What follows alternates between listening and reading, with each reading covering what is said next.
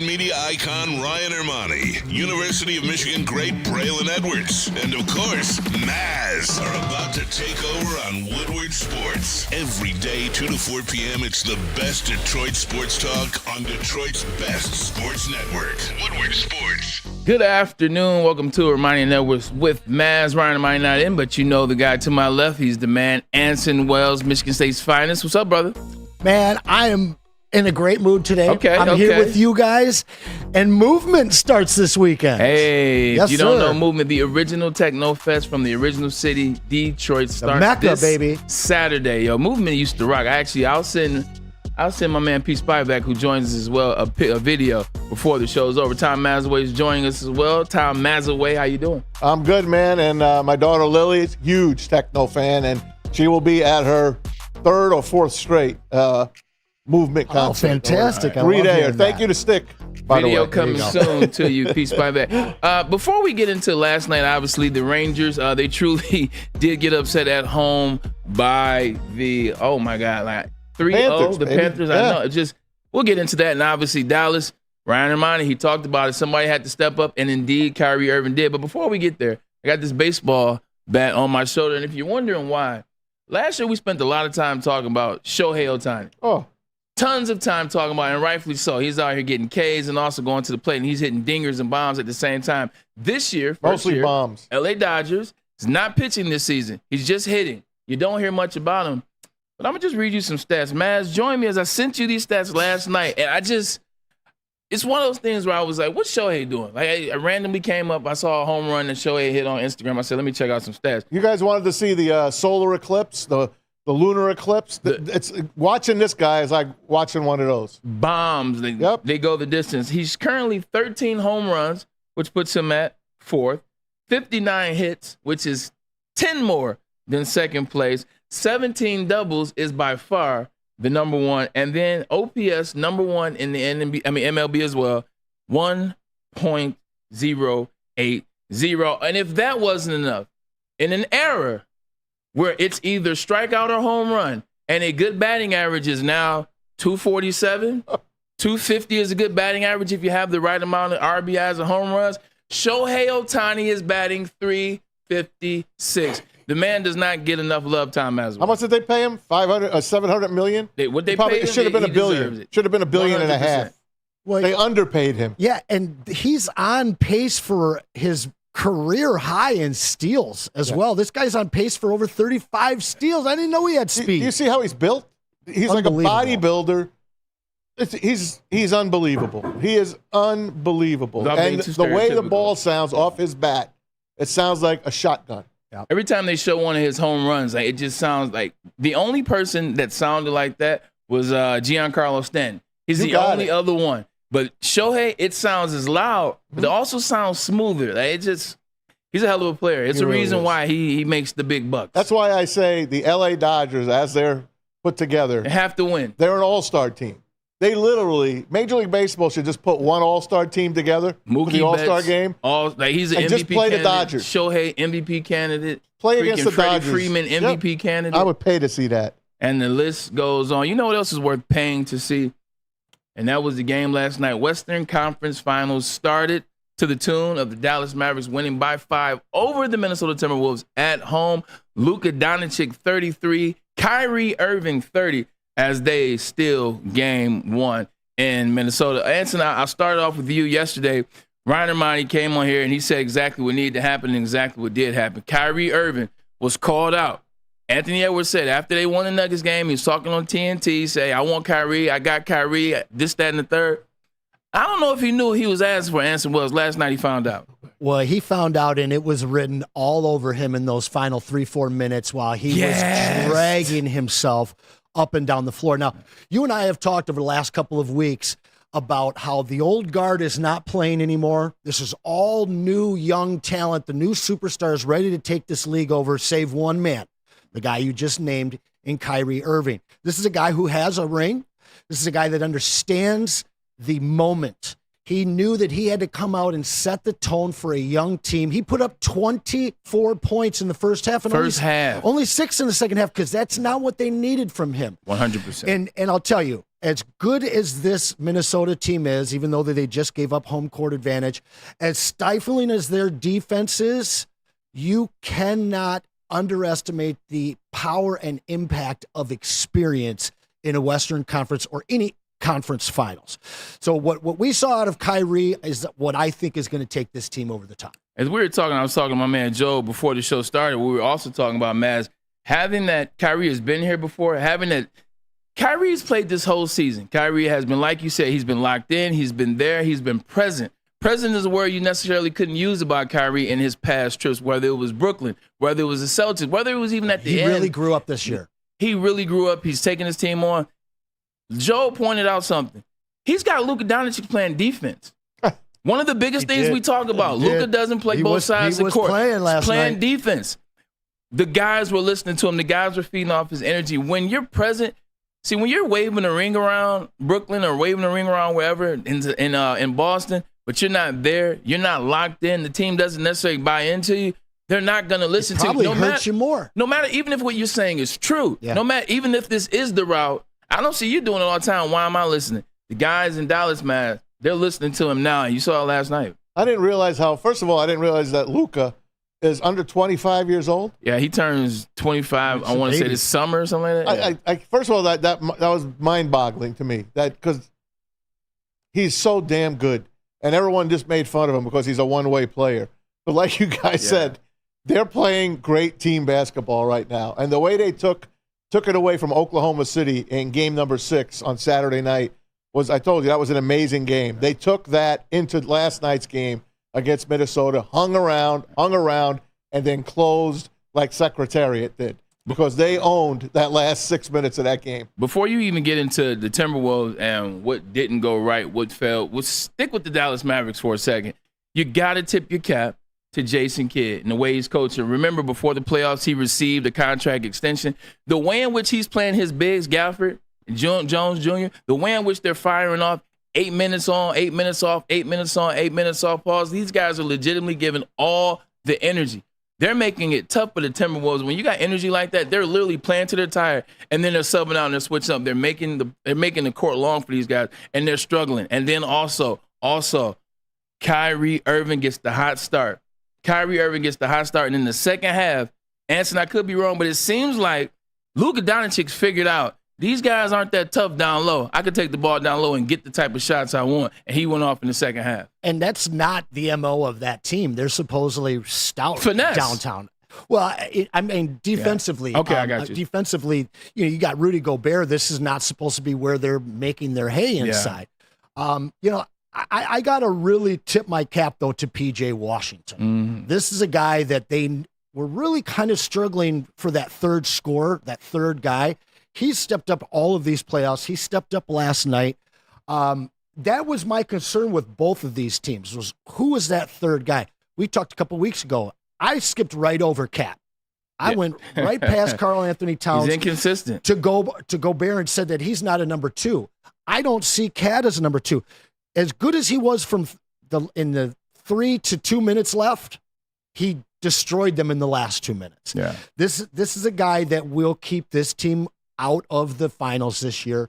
But yeah, hats off to Jason Kidd. His matchups and what he's getting out of his bigs, it's going to be a little too much for Minnesota, I think. Also, remember, Jason Kidd, as a player, did get to the championship round. They just lost to the L.A. Lakers. Maz, they shot 6 for 24 from 3. That's the other thing about Dallas. They didn't even shoot well from 3-point, and they still got it done. They did. On to Timberwolves, though, Maz. If you're the Timberwolves and you let McDaniels get 20 points and you lose the game, when your role player scored 20, you got to capitalize. Last night, Anthony Edwards and the Minnesota Timberwolves, they could not capitalize on McDaniels' great game. Like you said, AE could not. He didn't have his best game.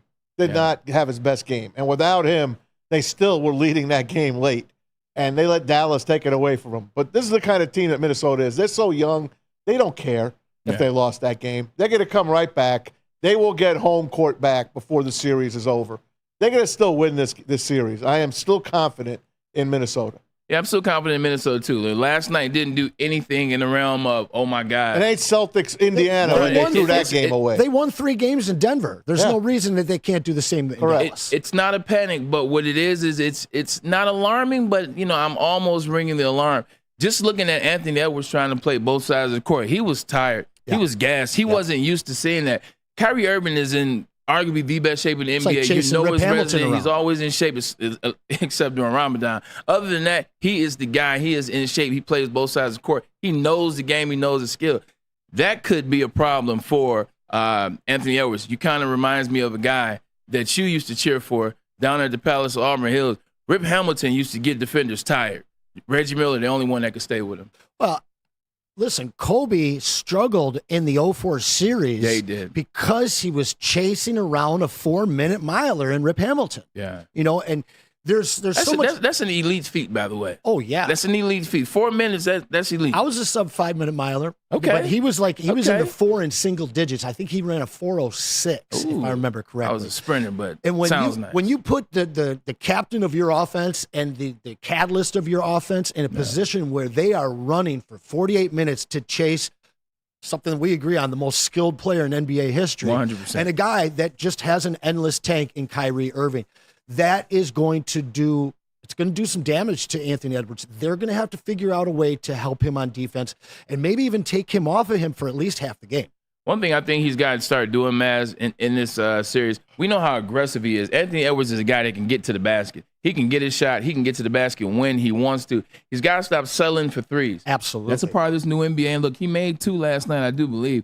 But he's not necessarily a three-point shooter. He's becoming a better three-point shooter. He was off his game last night. I'm not mad at all. That's why I haven't gone hard on him. You know what I'm saying? Just saying more so, Paul. It's just don't settle for the 3. Get to the cup. That's going to be your shot. That's where you have your most success and get you a little more confident. That's why I said last night's game is not something that you see out of him. I believe he'll bounce back and give you a double-double coming up here, including 30 points in this game, too, coming up. I think it's tomorrow. Well, and I think that those settled shots that he took, those threes and the things that we'd love to have seen him take 6 more free throws in that game.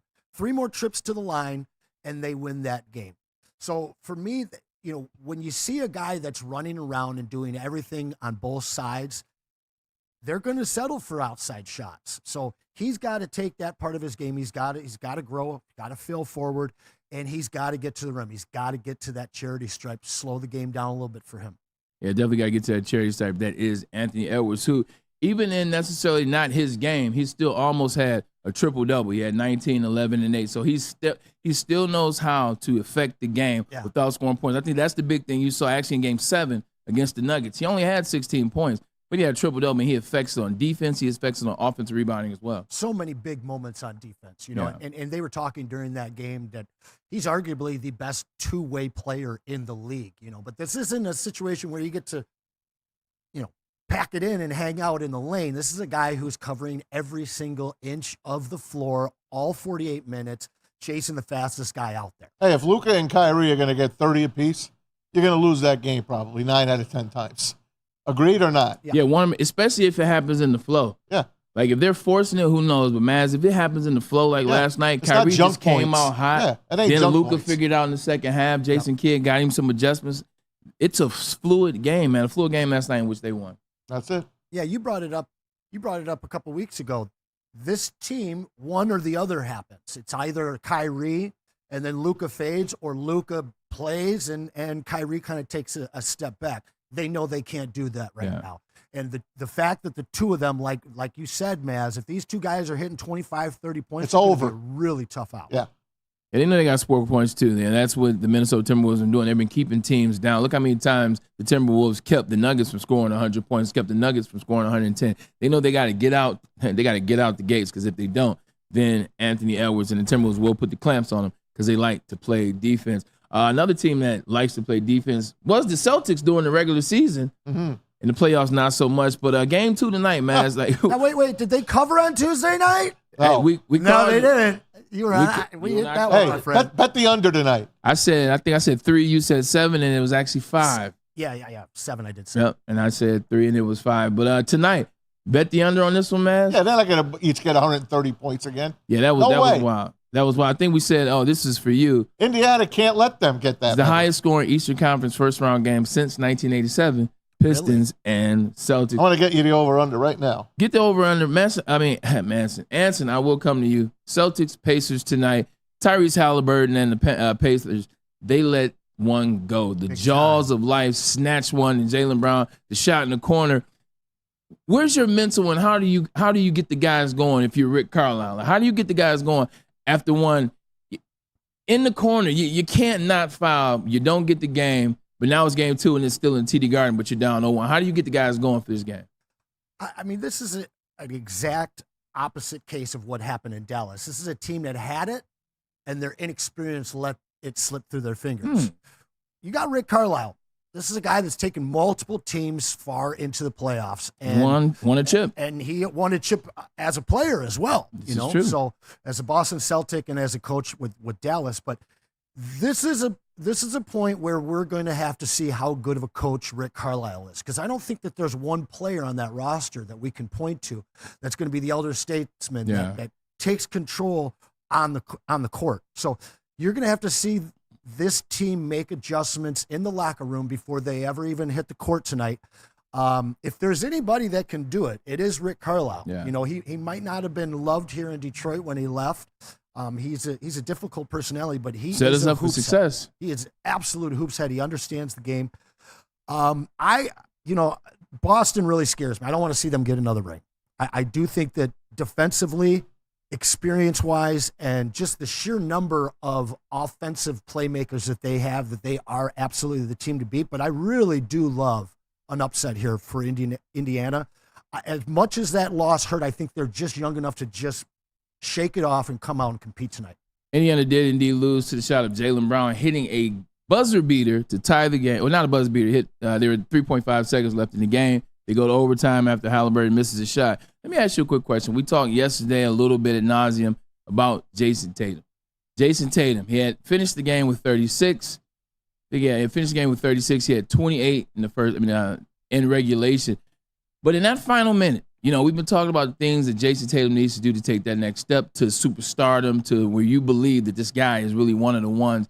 He had 36 points, but in that final minute wasn't necessarily a good minute for him. He had 2 turnovers. One, you saw Halliburton, just basically the ball was passed right to him. He had a chance for a putback in an and 1 situation. He dribbled to the free throw line. He missed. Had a wide open 3 when it was 114 to 117. He misses at the top of the key. Jaylen Brown saves him again. They win. He hits 36. But what are your thoughts on Jason Tatum's performance as a whole? It kind of reminds me of the Cleveland series when Kyrie had to save LeBron a few different times. Listen, Jason Tatum is a superstar. You and I have been going back and forth on whether he's on that level and when he's one of the best. And the thing that holds him back are these moments. We've seen him fall apart in the times that this team needs him most.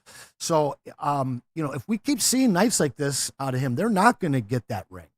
This is the playoff series. This is all of them, whether they can get past them and get to the finals. Yeah. This is the moment where he has to make the right moves at the right times. He has to become clutch, which he's never been accused of being so far in his career. Hey, 8.5's the spread tonight. That's the lowest I've seen Boston favored at home. At 224.5 is your over-under. I like the Pacers. Believe it or not, even though the other night I said they were done, I'm going to take the Pacers in this game to finish this game the way it should be, the way Rick Carlisle needs them to finish, to save face from game 1. And I'll take the under. Pacers and the under. Getting back to that, I was going to ask you. That means it'll be the Celtics and the over. Okay. I like it. He's changing his mind. No, I said that's what it'll be because I picked it. I picked one way. We always pick the wrong one. It's opposite whatever you and I want. Exactly. You talking about saving, and obviously this wasn't the NBA Finals, but this is Eastern Conference Finals. This was a big moment. It's kind of reminiscent of the Ray Allen shot in the LeBron game. Now, different circumstances surrounding those games. One was to lose the championship. But once again, Ray Allen hits the shot. LeBron, what did he do in that last minute? LeBron had a bad, awful minute. If it's not for Ray Allen hitting that shot, we may be having a different conversation about his legacy. But you want to see Channing Tatum. You want to see Jason Tatum. You want to see him rise to the occasion at least once. He's got a lot of time left in this series. I think he will get it done. But Maz, Halliburton and the Pacers. Yeah. Do you believe in Tyrese Halliburton? That's a good question. Well, God, yeah. You do? Of course. You know, it kills me that he's not here. I mean, he was right there, right there for about 7 teams as well. But they passed up on him. He's a terrific player, man. He's one of the better players in the league. And the Pacers got to rely on him again tonight. They need some help. But Rick Carlisle's got to pull the right strings at the end of this game. Yeah, 100%. Anson, he's just one of those players where I believe in Tyrese Halliburton sometimes. Yeah. He's still young. He's still got a lot of time to go, but just sometimes he's there, sometimes he's not. In this playoffs, you've seen him have 13, and you see him turn up to have 33 and shoot the lights out. So just want to see which Tyrese Halliburton shows up tonight in Game 2. Yeah, and this is it's only his 4th year in the league he's at young. this point. What I've seen out of his game this year, statistically and on the court, this has been the year where he's taken that next jump. And when you see that jump, it's got to translate into some postseason success, which it is right now. I think that this is a kid that has learned how to truly incorporate his teammates while still being the main option offensively. I think that this kid, after win or lose this series, is going to put his stamp on the league next year as one of the true superstars. Even though we had lost some faith in him in Game 1 of these playoffs, first round, guys struggle sometimes, especially when it's their first real taste of some high expectation playoffs. This kid, I highly believe in him. Maz, here we go. 2 games down, 1 apiece for the Eastern Conference and the Western Conference Finals. 4 teams have shown you what you had. Yep. Right now, who looks like the best team out of these 4? Who looks like the team that you would pick to win a championship after 1 game apiece? Dallas. You like Dallas? Hell yeah. I love the way they finished that game. I love the way they finised against OKC. Don't think it's a fluke. You think they're coming together at the right time? They're playing awesome basketball right now, and they're well coached, like you said. Yeah. Jason Kidd's pulling all the right moves, and I love, Mark Cuban's there. He's involved. I just think this team has come together, and, I don't like your guy. I don't like Kyrie. Kyrie, I got but he's balling. Yeah. Joe, I want to get you in on this one. Go ahead and open your mic up. What do you think? 4 teams, 1 game apiece, each conference. Who you like? I'm going to have to go with Maz, too, for the simple fact that he brought up Jason Kidd, and Jason Kidd has also won a championship as a coach. So I think that's going to be a big factor, too, in how he's able to coach his team, because he knows what the players are going to need in this moment, not just the coaching type of things to say. He's going to know how to, speak to them as players. Yeah. And I feel like that point of the year, or at this point of the year, that's, way more important than just throwing out X and O's. Yeah, that is real. You talk about guys that have been there before. Kyrie is a champion. Jason Kidd has been knocking at that championship doorstep. He lost in the finals, like I said, to Lakers. So that is a lot of experience between 1 and 2. And Jason Kidd, one of the best players ever played the game. Same question to you. What was the question? Out of the 4? Yep. Out of the 4 right now, after 1 game apiece is played. To me, as great as it is for Dallas to win on the road like that, I still just don't believe in the depth of their team matching up with a team like Boston. Yeah. The fact that Boston should have lost that game but won it speaks volumes for me. That's Boston Garden goes to Boston Garden type of stuff. That's just the experience of that green. They get it, man. Once they get there, they understand how to execute and win games. It's the least of the 4 that I would like to see win a chip, and the most likely I think that is going to get there to do it. I like it. And respect everybody's opinion. I think you're down to the last 4. Everybody can be right. Well, what about you, my friend? I think I'm sticking with the Minnesota Timberwolves, man. Okay. I believe in Anthony Edwards. You look at the situation. It's that last name, isn't it? It is. It's his cousin. who doesn't 100%? That's Cuzzo. Shout out to Cuzzo. But no, you look at him. Look, at the end of the day, he's a competitor. Mm-hmm. He's going to be pissed. He's going to go back to the drawing board after what happened in Game 1 last night. Get he's an not IV gonna, in. 100%. He's not going to like with Kyrie in that situation, how he felt, how he had his hands on his knees, gassed at the end of the game in the 4th quarter. He won't come back with that energy. And I think that team matches up well against the Celtics. I still think it's them because their role players also play well. I think they match up better with the Celtics than any of these 4 teams or the 3 teams that are left. You look at what the role players did, and that's the other thing. You got McDaniels had 24. 19 in the first half. 19 in the first half. And then you had Naz Reid, who's been playing very well, exceptionally in these playoffs. He had 15. When you get your role players playing like that, that's how the Indianapolis Pacers beat the New York Knicks. That's right. T.J. McConnell came to play. I love how you call him Indianapolis. You say, I love how you call him that. That's their ABA name, actually. And that's what I think I say. I've been watching. That's how I know the teams that left the ABA is George because McGinnis. of semi-pro. I was just going to say from semi-pro. 100%. Remember the meeting they all go to find out what teams? So good. I love my ABA. I know you guys are way too young for that. ABA was great. I have my red, white, and blue ball at home to prove it. You got the old school ball, the red, white, and blue? Yep. Every time I think of the red, white, and blue ball, I think of the slam cover with Allen Iverson. Yeah. Okay. With the fro out, had the ball. I mean, he was imitating Dr. J. Yep. It was just paying homage to I got Dr. Julius J. Irving's autograph on that ball. Oh man, you that's do? gotta be just something for him? the ages. Dr. Just J. him. That's Who phenomenal. else? I'm not putting anybody on the same ball with Dr. J. Nope, Unless he's got it's his Larry own. Bird. And my other ball has got Walt Frazier and Earl Monroe's. So that's my Knicks. Maybe Gervin. I love Iceman. He's from me I for can't sure. really think of anybody else that came from the ABA that could be on a George ball with- McGinnis, Artis Gilmore, Artis Well, okay, Gilmore, Van Issel. Chicago But no, Bulls. I'm not saying that Artis could be on Gilmore a- was a tree trunk. But That's what they used to say. there's very few players, like he said, that I would put on a ball with Dr. J. Like Michael Jordan is like the next name that comes to mind. Yeah, I mean, I'll put Dominique on a ball with Dr. J. But in terms of ABA, man, George Gervin is about the only one I'd even risk putting on that I ball. was a Dominique guy over Jordan, and when I was younger, in terms of the dunk Same. contest, now basketball player, I would go with Jay. How about David Thompson? Hey, there you some go. of the best hops for a short man Skywalker. ever. I just He could remember him jump. blowing out his knee in the. He didn't have in the- 70 points the year. Oh, he and Dr. Not him. they- He and George Gervin were fighting for the title. Yep. I think George Gervin had to have 68 the last game to win it, and because there was a time delay, they didn't know who had what. I think George Gervin got 671. Broke the record. Thompson ended the old timers game with that blown out knee. Did he really? Yeah, late 80s, I believe. Hey, early the 90s. ABA ended with the Nets beating the Denver Nuggets in the final game. That was Julius against Skywalker. There you go. And speaking of ended, did you hear what the Cleveland Cavs did? I did. They ended their partnership with head coach what's Jay 99 wins get you? Bickerstaff. 2 years, 99 wins. What's that get you?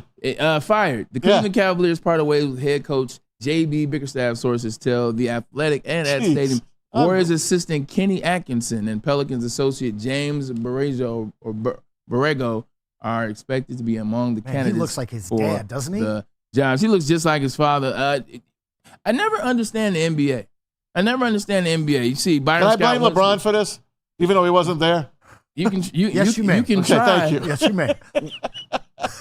The coach was clearly not the problem with the Cleveland Cavaliers. I think they overachieved, even to have Donovan Mitchell on their squad. They overachieved. Jared Allen was hurt. I don't get this I got one. nothing. I got nothing. I mean, it worked out for the Pistons. The Pistons wish they had 99 wins. We haven't had 99 wins in the last 10 years. Not combined. Jesus Christ. And the guy gets fired. But, hey, look, that's the way the cookie crumbles. We are going to take a commercial break. That's the end of the first segment. We got a lot of stuff to talk about, including Dr. Jeff Pierce will be here in the 3:36 hour. But also, All NBA came out last night. And I want to know, Anson, do you agree with first, second, and third? But first, let's get a message from Les Stanford. What happens when you run a great business for over 50 years? You expand and you offer more products to the people. That's exactly what Les Stanford did by adding Stanford Buick GMC. Same great service that customers have come to know and trust on Woodward, just south of 9 Mile. Check out Les Stanford today in Dearborn. Also, that's Stanford.com. That's Stanford.com. Together, let's drive. All right, guys, and you know it. It's the best pet store in Michigan. Yes, it is. Family owned and operated Who's for got it over better 30 than years. Pets? PremierPetSupply.com. They have over 60 brands of food, 13 locations in the Metro Detroit area. And of course, they got all that food at the lowest prices available, well stocked. They've got everything you need for your pet. Nutritionists on call. And of course, they got curbside delivery for you. It's Pet Supply. You know it. PremierPetSupply.com. Thank you to the Detroit Lions and Sheila Ham for the best season in Lions history. Now it's time to let Brad Holmes cook. Woodward Sports. To any Lady Jane's Haircuts for Men and claim your throne for a king's treatment from one of our talented stylists. Open 7 days a week. Walk in anytime. Just get to a Lady Jane's today and receive a precision haircut, scalp massage, hot lather neck shave, and a hot towel treatment. A haircut should not be a chore. It should be an experience. And that's exactly what Lady Jane's has to offer. Open 7 days a week. Walk-ins are always welcome. There's always a location near you. Lady Jane's Haircuts for Men. It's wicked awesome. A network for the city, by the city. Woodward Sports is Detroit Sports. Stop searching for a vehicle and start finding one. Les Stanford Chevrolet Cadillac makes it easy. We harness the power of multiple dealerships and own the biggest selection of GM brands in the area to get you the car you need. With the Les Stanford Group, you'll have access to 4 different dealerships, providing you with more makes, more models, and more choices. We're connected to more than 1,000 vehicles. And with so many high-quality CPO vehicles available, you'll find new car quality at pre-owned prices. You can start and end your search at lesstanford.com today. You smell that? That's Brad Holmes cooking. And the off-season smells good. Woodward Sports.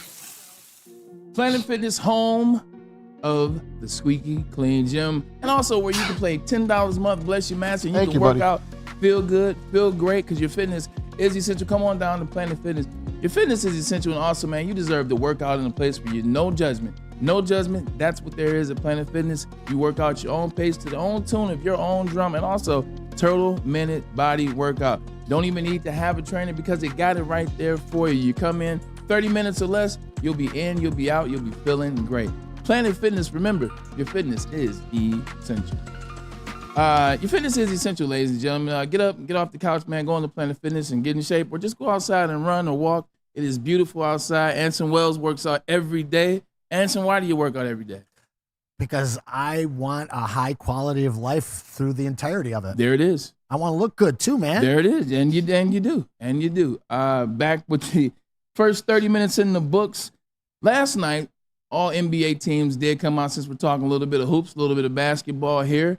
First, second, third. Pete, do me a favor and let's go. Yeah, you want to go 1, 2, 3, or you want to go 3, 2, 1?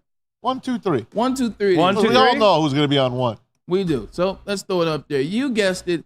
Luka Doncic, Jason Tatum, Nikola Jokic, SGA, and Giannis Antetokounmpo round out the All-NBA first team. You knew 3 guys that were going to be on it because obviously they were the front runners for the MVP. Giannis, Jason Tatum. Anson, I start with you. Where are you with the first team? Did they get it right? I like all of them except for Tatum. Okay. I like all of them for Tatum. Tatum should be on the second team. I just don't think that he should be on that first team. Who I would move, we'd have to look at that second team. Hold on. We're not going there yet. I'm just saying I'll move them down, and we'll talk in a second who I would replace him with. I like that thought. Jason Tatum, you would move him down, or you weren't impressed with his home record. I believe he and the Celtics only lost 4 games at home this year. I think he finished he's averaged 29, 10, and 7. Best record in the NBA, but you're not buying it. Well, I mean, the guy's a hell of a talent. I'm looking at it here, 27, 8, and 5. Okay. His defense wasn't spectacular. He's a solid defender. When you look at that team and the amount of options that they have between JB and Porzingis, I just didn't think that he put up a top 5 season compared to some of the other names. So you kind of look at it kind of like a Kevin Durant. When Kevin Durant is playing for the Golden State Warriors, it's kind of easy to go out there and drop 27 and 8 because you have other players and you got you have a big bench too as well. Well, and all pro for me is not just putting the ball in the bucket and getting assists. You got to defend too. Ooh. And neither one of those guys are top-notch defenders. Most of these people that we're going to see on these lists here, they're some of the better two-way players in the league. All right, Maz, what say you? You know what? I like all 5 of those players, but I'm going to reevaluate when I see the second and third teams because I kind of know who's coming up, and I might do some moving as well. Okay, but some moving. That's 5 solid guys there. I agree. I don't have a problem with it, but I also don't have a problem if we're going to slide one of those guys back, one of those guys up. So I might slide 2 guys. You're going to pause that comment is what we're going to do. Put the second team up there if you would. Pinball Pete. All right, all NBA second team. Now, this is a guy that Maz loves in Jalen Brunson, his New York Knickerbockers, Anthony Davis. Yeah, I do. KD, Anthony Ant-Man Edwards, and a guy that doesn't even seem to play enough games to warrant all NBA. 76 he played. Somehow he snuck 76 games in there. 76 played, and he should be on the first team. Let's hear some of these numbers. That's Kawhi Leonard. No, I was going Anthony Davis. Oh, wow. Because that's a guy that plays about 45 games a year. Well, I didn't get to Kawhi Leonard. I had to get him on there, too. Yeah, Kawhi Leonard. he played quite a few, and that's a guy that could very arguably be there over Tatum. But I got to say, Anthony Davis put together one of his best and most complete statistical years. The guy's a defensive stopper. He shoots 55% from the field, over 800 from the line. Yeah, I'm sorry. I got to take Brunson out of there. I got to put Kyrie, who unfortunately is not going to be seen on any of these three lists. Kyrie put up one of his best. So you take Kyrie from honorable mention to second team. So I'm a big fantasy. I love Kyrie. I'm just saying, make it make sense. Yeah, 9 stat categories. You're basically balancing your shooting percentages, your amount of threes made, stocks, which is rebounds and steals, the big 5, but it also takes into account turnovers. When I look at this, number 7 in the whole season was Kyrie. And what he was able to do as a number 2 option in Dallas and take them where they are right now, Brunson's not playing. Yeah. Brunson's a scorer. And he does facilitate some of the offense, but he doesn't mean, maybe he means a little more to that team because they don't have a Luka. But I'm sorry. Kyrie, his season was a number 2 all-pro team, period. Well, look, I love Kyrie Irving. You saw what he did last night. He's definitely one of the main reasons why that team is in the Western Conference Finals. But to bring him from honorable mention to team 2, don't know about that. Joel, I see you chomping at the bit to get in here on teams 1 and 2. What do you think so far? Team 1 in the books and team 2. Should there be some sliding or some moving or some shifting or rearranging? I agree with Anson on the Anthony Davis part. I feel you could have probably put Anthony Davis on that first team for sure. He had one of his better years this year. But when it comes to the Jalen Brunson or Kyrie over Jalen Brunson, I would have to disagree wholeheartedly on that one. Because, like you said, I can't see Kyrie going from honorable mention all the way to second team. If you say it over Halliburton, that would make way more sense. But Brunson, he just means too much for this Knicks team. Like, when Julius Randle went down, if Jalen Brunson wasn't playing at the level he was playing at, they would have been nowhere close to what they had a 4 seed. Yeah, they would have been nowhere close to that. So they would have probably been playing for the play-in if it would have been the reverse of Brunson going down and Randle still having to play. So I feel that's why it's like almost a no doubt to have Brunson on that Last second quick question for you. Not Kyrie Irving. Kawhi Leonard. He's on that list. He's team 2 All-NBA. Where are you with Kawhi Leonard, the season that he had, his availability, blah, blah, blah? Well, he obviously hit the amount of games played to be I don't know how, because every other week I saw he was not there. No, I definitely was going to probably say the same thing. But with Kawhi, I probably would have dropped him down to 3rd, maybe, and raised up LeBron.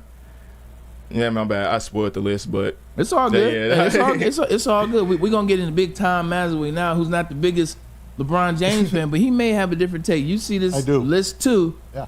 Might as well just put list 3 up there as well. You want to? Go ahead. There we go. That way we can put them all up there, and now we can really see. We got 1, 2, and this is team 3. Devin Booker, part of that 3-hitting monster in Phoenix. Steph Curry, Maz's favorite guy, Tyrese Halliburton, LeBron James, and Domantas Sabonis, which is very ironic because the trade was made for Domantas Sabonis to the Sacramento Kings for Tyrese Halliburton, both of them on All-NBA 3rd team. Maz, where you at? Now get me ready. You're 1, 2, 3. All right, Jason Tatum, I'm moving him down to the second team. I like that. I'm moving Anthony Edwards up to the first team. That's my first move. Okay. My second move is... This is like fantasy basketball. I am moving Kawhi Leonard to the 3rd team. I'm not mad at that either. Okay, now let me go to my 3rd team here for a second. Okay. Bear with me. I'm with you. Go, 3rd team. Boom. Man's doing a heck of a job right now. As much as it kills me, I am moving LeBron James up to the 2nd team. I knew it. Okay? And if you really want me to dig in, I want to move Steph Curry up, and I want to move Kevin Durant down one notch. I want them to switch as well. So there's my 3 moves on 1, 2, and 3. Maz, you rolled your sleeves up, and I think you just hit the trifecta, as they call it in the Kentucky Derby and horse racing. I think so. I agree with every one of those moves. I think Steph Curry and what he was able to do for Golden State in this year, when you got no Draymond. Plays by himself. Draymond wanted to take the whole season off with suspension since you love Draymond so much. Where was he this year? Oh, he was at home getting suspended. Who the hell gets suspended? Like, this is the principal's office. Oh, Michigan State guys. That's payback for that Draymond comment. Also, the KD move, KD hasn't really found his footing with the Suns. Look, KD is always going to be able to score 27. Like, he can wake up out the bed and drop 27. That's no longer impressive. He didn't show up as a number 2, Maz. I absolutely He might not agree. even be 3 on the third team, if you ask me. I'm not going to go You that want to far. put Kyrie up on the third and move him out? Maz, That's look, fine. Maz, you're perfect right now. Okay. We don't want to drop your grade. I'm just telling you. got 100%. That's how I feel. You have 100%. Anson, what are you with his moves? You agree with 2 of them off top. Well, first, I'm still going to fight for Kyrie here, okay? Because when you look at his He numbers, can go to the third team. you look at Steph Curry, who's on the third team, and you look at Jalen Brunson. goes to the second. They're all super close in points, rebounds, and assists. Kyrie is a better defender. He's pretty much double the amount of steals and blocks as the other guys, and he has far less turnovers, and he shoots better. Let me ask you this question. Did either one of those other 2 guys you said have anybody on their team that averaged 20 points this season? Oh, wait a minute. Oh, they didn't. Meanwhile, Luka Doncic averaged 33. Even more reason why he should be that, because he's the number 2 option and still put those numbers up. Jalen Brunson shoots every time he touches the ball. You got to have the lead Steph Curry checking Luka shoots Doncic. the ball every time he touches Half the players on the floor are checking Luka Doncic on every play. Curry, honorable mention. Jalen Brunson, second team. My man Kyrie Irving on the third team. And I'm sorry, but anybody that leaves Victor Wembanyama out of the Defensive Player of the Year conversation and off this third All-Pro team, it's just rookie hate. Period. I know he's from France. I know he's young, but you cannot take these numbers. I mean, he had Kevin Durant's season, but way better. Yeah. Period. So he should be on this list over KD. Yeah, but Curry, you taking Curry off the third? I am, because I think that Brunson. Your mic should be shut off. I think Brunson was better. Listen, no, let's take a look at Brunson's numbers. They're the same. They're the same. Ladies and gentlemen, it's just, you should like Kyrie. He didn't get Anson back. Wells is having technical difficulties on his microphone right now. We're trying to work on that. I'm just an NBA truther over here, guys. Just an NBA truther. Yeah, you think the world is flat too, don't you? The earth is flat. We got a flat earth over That there. is not in my. Okay. That's not. He was stuttering. All right, Kyrie. No, I just want everybody at home to know I am not a flat Kyrie earther. Wells, you're all right. Conspiracy theorists, yes. Not a flat earther. Oh my God! Just some half marbles floating in space. Huh? Anson Irving. Anson Irving. That. You should love Kyrie Irving, bro. Come Why? Because he on, has the same man. last name as Julius No, Irving? because he stood on a platform by himself while the whole world and your beloved city wouldn't let him play. You're right. No, I agreed with them. I know you do. So why don't you like him? I'm liking him now. Okay. See, all right, you like him better than LeBron? But he's better than LeBron. Yeah, I like you better than LeBron. I like Pete better than LeBron. That's a deep cut there. That's Give us a laugh. Give us a laugh, Pete. Listen, LeBron not on the second team, that's an embarrassment to the NBA, if you ask me. It's not in the TNT embarrassment range, but it's pretty embarrassing that they stick him on the third team. So is this a phase out?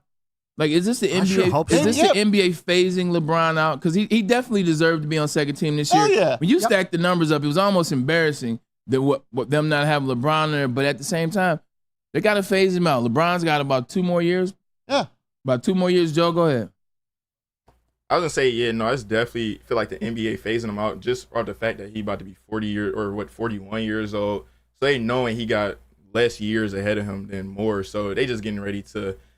I guess it feels like they're not trying to make him the face anymore, so they can be prepared for the day that he's going out of the NBA. This happens with everybody. When Jordan was taking over for Magic and Bird, even though Magic and Bird was still playing, all you saw was Jordan. Jordan here, Jordan there. They promoted Jordan. Same thing happened with LeBron. When Kobe. Next up, man. Kobe was next up when Kobe took off. Even when Jordan was still doing his thing at the end, even with the Wizards, blah, blah, blah, all you heard about was Kobe. All you heard about was the Lakers. And the same thing with LeBron and the same thing with KD. So it is definitely a phase out.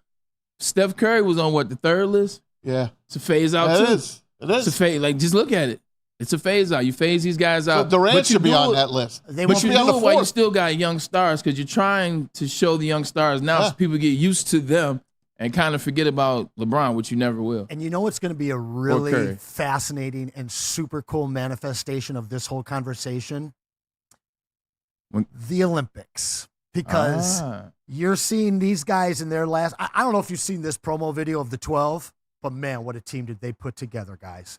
And you've got who's playing? Like, who's is LeBron? LeBron, KD, Steph, KD. Okay. Bradley Beal, maybe. Embiid is playing for us. Bradley Beal's not on it, but your cousin's on the team. Oh, Ant-Man? Yep. Smart. And Halliburton as well. Those Smart. are the two young guys. Victor Wembanyama playing for Paris? Oh, yeah. I mean, France. They got a deep team because they got two guys that are going to be coming out. Let me guess. Tony Parker somewhere hiding around. I hope so. He's probably on the bench coaching. Somebody got to run that point. This is true. They got the two guys in this year's draft. Mm-hmm. Yeah, they might be a loaded team. Rissaker and Alexander Sarr. Might be a loaded I'm looking forward team. to those Olympics, man. I really am. I can't The wait Olympics going to carry us through the dead part of the year. Well, we lost last year. We got embarrassed last year. Yep. And they really put together. Because they always try to put I feel like we always lose. We always lose a FIBA before Olympics. Well, and they we got smacked into 07. There's so many times that Smacked they in put these 15. teams together with a bunch of different role players. Yeah. You put superstars together, and the young guys are going to find their role. You know, this team, I can't wait to watch this team because it is going to be the last of this old guard that we're just talking about being phased out. Yeah. And it's going to get plenty of this new in between. And we're going to see some great guys that we're really familiar with in the NBA now, like Wemby, like Luka and some others. Speaking of old guard trying to phase those guys out, TNT is definitely probably going to lose that deal to NBC and NBA. Charles Barkley had a lot of comments to say about that. But first, he had some comments for Caitlin Clark haters. We've been talking a lot about this. They have been hating on Caitlin Clark from the inception of before she got drafted. She had her best game last night and another loss. And still got dragged. Yep. And still got dragged on social media. People are asking, this is the big thing. People are asking for more people from the class. Let's see more of this. Let's see more of this person, whether it's Brinkley, whether it's Angel Reese, whether it's insert player here. No one cares about these players, and I don't think the fans understand that. Look, Caitlin Clark is the NBA. When you have somebody that comes into the league, they're drafted number one, it's just like when Michael Vick got drafted into the NFL. Falcons weren't necessarily a good team, but all you heard about, rightfully so, was Vic. It's Mike Vick. It was the Michael Vick experience. This is the Caitlin Clark experience, and people need to get out the way. Charles Barkley had some great comments on that, man. You bet. I want to give LeBron a shout-out. You guys know I hate social media. But I got to give LeBron a shout-out. It's something I read on Bleacher Report. That's the only thing I do. You do? I love Bleacher Report. That's it. Expand your horizons. No, I don't want to listen to all these damn idiots and fools on the internet. What he said? Yo, man, let me look at this camera right here, 83. You women out there, y'all petty, man. Hey, LeBron, you're 100% right on these girls hating on Caitlin Clark. Y'all petty, girls. I expect men to be petty because we're the most insecure group in the world. Oh, you are. Y'all should be thanking that girl for getting y'all ass private charters, all the money and visibility she bringing to the WNBA. Don't be petty like dudes. Listen, what she's accomplished, give her flowers. Stop being petty, all you women out there. She got y'all ass charters. She bringing all y'all this money to the table, but y'all being petty like dudes. LeBron, you are 100% right. Y'all girls, stop being petty. Caitlin Clark, thank you for bringing all that money and shine to the WNBA. Well, they're going to hate you even more now. Hey, they can't do anything to me. They're going to hate you. And so we talked about this yesterday, and it's kind of the same thing we said. Like, I don't understand why this WNBA league, why the analysts who are lobbying for the veteran players, et cetera, why they don't get it. Caitlin Clark is bringing you guys business, money, shoes, charter jets. First year any team has had a charter flight. It's because of that girl right there that was on the screen, Caitlin Clark. I mean, there's always a resistance to the hot rookie. But there's more. NBA hates There's Jordan. more. Oh, yeah, I'm going to touch a hot button here. It's a race thing. Yeah. Period. You know, I mean, basketball is a black-dominated sport, period. The best players. I hadn't noticed. Outside of, it's not news. Outside of Larry Bird and a few others. Luka Doncic. And when you see guys like Chet Holmgren, you call him the unicorn, but yet he has the same skills as Kevin Durant and some other guys that just happen to not share the same shade of skin. Yeah. So I'm gonna get a little risky here. I believe that there is a push right now for white women to hate on white women, and it's really become it's become a popular thing at this point right now. There's going to be a resistance from the black players as well. So when people say this is a black and white thing, I think it's a little more of a current temperature of the nation thing. And there is a little anti-whiteness going on in the U.S. right now. And now you have this anti-whiteness. This league that is. Where's this anti-whiteness coming from? Who's anti-white? I mean, I believe that it's pushed by the media. Okay. I was like, I don't think you're anti-white, and you know I'm not anti-black. But there is certainly racial undertones to the absolute. There should be absolute acceptance and embracement of.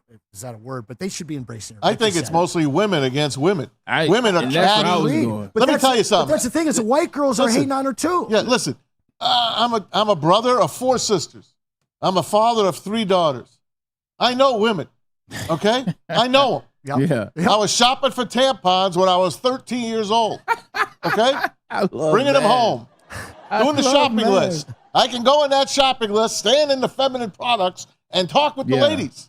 I got it. It's women, man. They are catty. Yep. They hate each other, and they pick at each other when they're little girls all the way until they're in their 90s when we're already buried. Men fight, because they women put hate. us in the grave first. That's right. All right? They just chip at each other, and it's the women that are killing Caitlin Clark. 100%. This is exactly what the battle is, and you're 100% correct, but I'll just elaborate and I'll bring the point home.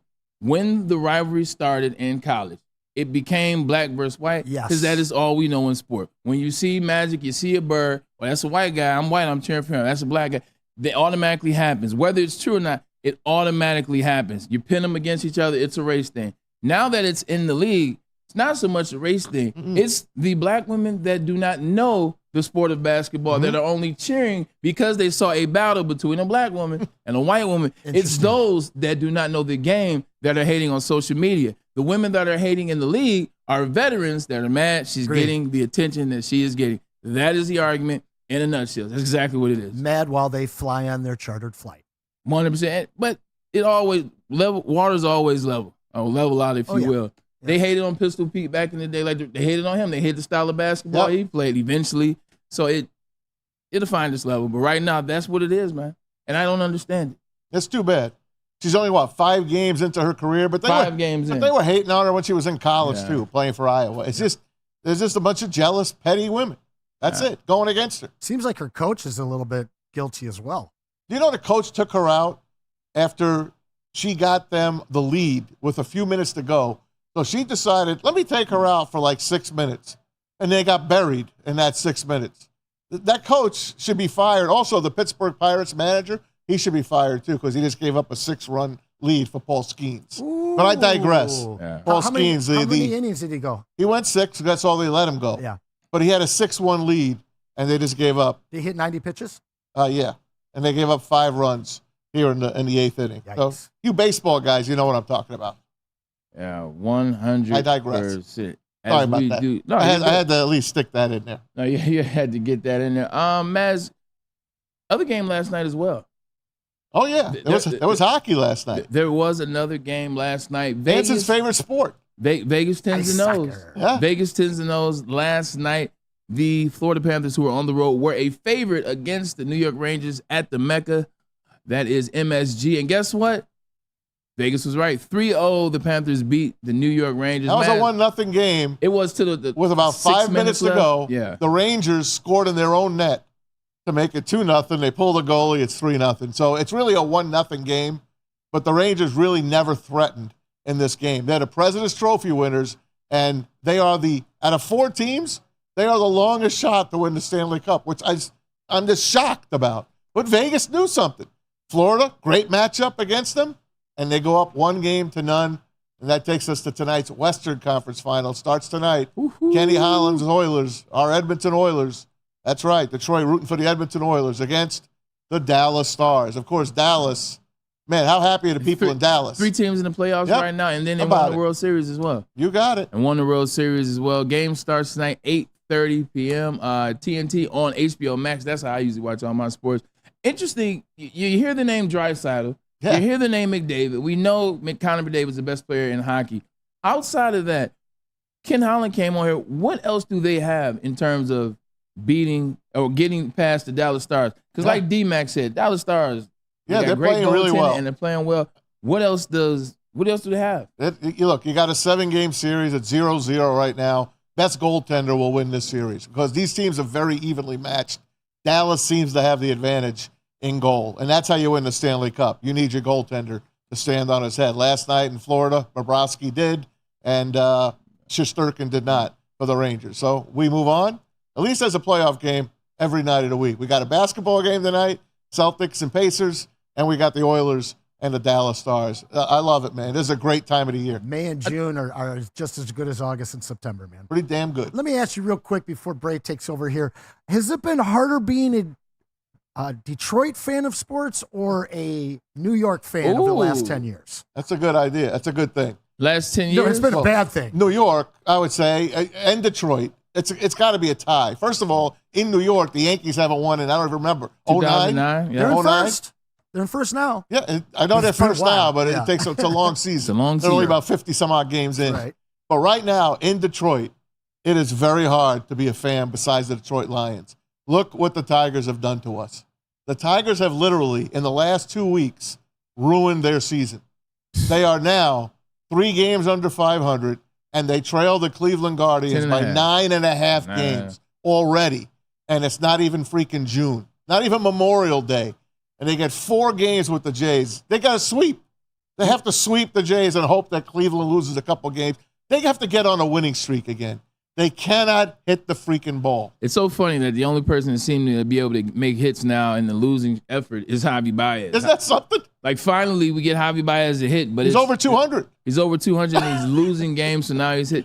When the Tigers look back at this part of the year, Tom Mazaway, my man Anson Wells, they're going to be kicking themselves, thinking about how well that bullpen pitched, and they couldn't close games. Those 1-0s that they lost, those 2-0s that they lost, those 14 Ks, those 8 Ks, those 9 Ks that they had, but still couldn't get hits out of Baez, out of Canna, out of Urshela, who was hurt. Insert player here, Riley Green disappeared. Cole Keith has come on late, but where was he the last 30 It's all games? Singles anyway. Exactly. He It's still can't hit the ball past the infield. No.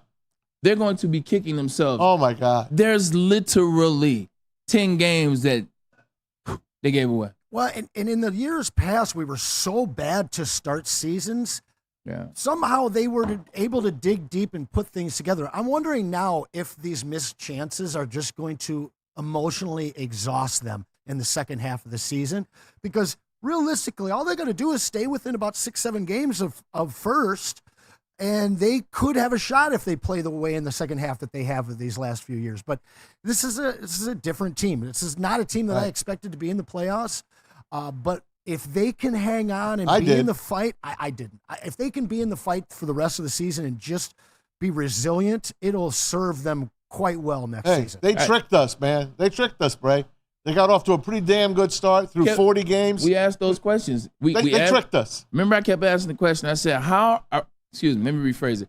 Are we to believe in the Red Wings, or are we to look at the schedule? And the schedule early on, when they were really getting wins, they were 5 games above 500. Excuse me, the Tigers. They were playing the Central Division, which is the worst division almost in the MLB. They were beating up on the White Sox, who were the worst team in baseball at the time. They were beating up on themselves. I was like, what happens when they play the Yankees? What happens when they play the Guardians? What happens when they play insert team here that can play? And it was that weekend. You said it, Maz. You said if they can play the Yankees and if they can play, was it the Guardians? Yep. You said, I'll believe in them. They let us know that. They let us know. And it's over. It's over. They're 9.5 back. It's not a Memorial Day. I know they're only 3 games under 500, but I feel like it's over because Cleveland and Minnesota, who are ahead of them, are playing very good baseball. They're good. They're actually good teams. And the Tigers are not a good team. I have to admit it. There are a lot more holes on this lineup than I thought there were. And guys like Torkelson, they're not hitting. Who? Riley Green has got a 400 ops in the last 3 weeks. Who is that again? Torque. He's not hitting. Riley Green is going down the tubes. Carpenter is either getting I haven't heard his name all season. He gets either a great game and then you don't see him for 3 games. Yeah. It's really bad, man. They got Tarek Skubal had his first loss yesterday of the how many games was it, James? 15 games in a row.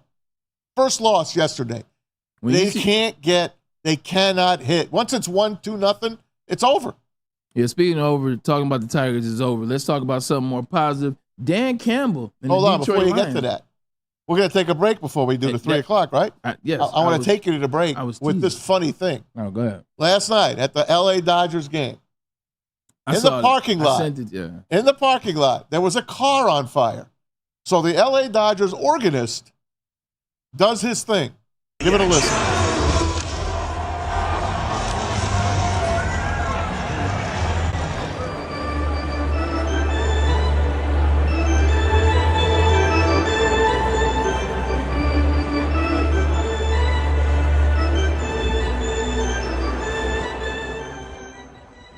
Start the fire.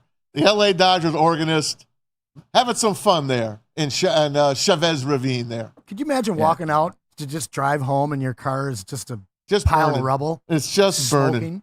How cool! How funny was that? I thought that was pretty cool. Yeah, no, I saw it last night too. I thought that was super great. Oregon players won, and I was excited because I'm like, since it's Oregon player, we probably can play it on the show. You know, Comerica Park's got an organ now. They got an organ. No, they got an organ in the stadium now. Nice. Old-fashioned organ at Comerica Stadium. At Comerica Park. Whenever I hear organ, I can only think about Wrigley. Like I feel like Wrigley's the first organ that comes to mind. How about the Garden, right? All that great. This is true. Great stuff, man. This is true. Also, Tigers and Jays tonight. I'll be down there.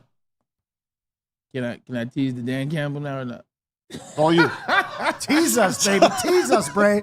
I'm just joking. It's all you. Maz. We're having some fun. Dan Campbell spoke, and he spoke about a player in which we've been asking a lot of questions about. We'll get to that as soon as we start the second hour of the show. But first, let's get a message from Woodward Sports Merch. Buddy, now that Tom's done talking about his baseball fun, that's right. I can tell you to go to shop.woodwardsports.com right now and load up on some of the best Detroit sports merch. We have the hoodies, the tees, and the hats that are guaranteed to turn heads, including the quarter golf pullover and also the 775,000 NFL Detroit Draft Day t-shirt. All available for you right now. Head to shop.woodwardsports.com and we will be right back. Thank you to the Detroit Lions and Sheila Ham for the best season in Lions history. Now it's time to let Brad Holmes cook. Woodward Sports. What's up, everybody? Neil Rule, Big D Energy, Woodward Sports Network, home of the Planet Fitness Studios. Let me tell you a little personal story about myself with Planet Fitness. Planet Fitness helped me change my life, and it can do the same for you. The best gym in the gym game. The clean facilities, tons of cardio equipment, tons of weights as well. And look, through all the price increases, inflation, all that hasn't happened at Planet Fitness. Still $1 down, $10 per month, $24.99 a month for the Black Card as well. It's Planet Fitness, everybody, where your fitness is essential. The most talked about Detroit media by other Detroit media, and we love it. It's the Woodward Sports Network. Braylon Edwards here, Premier Pet Supply. Man, just looking around, who's got it better than pets?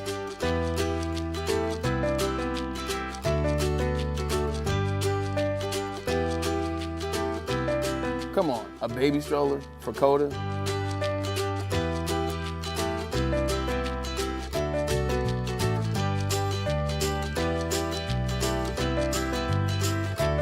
A chef for Lola, really?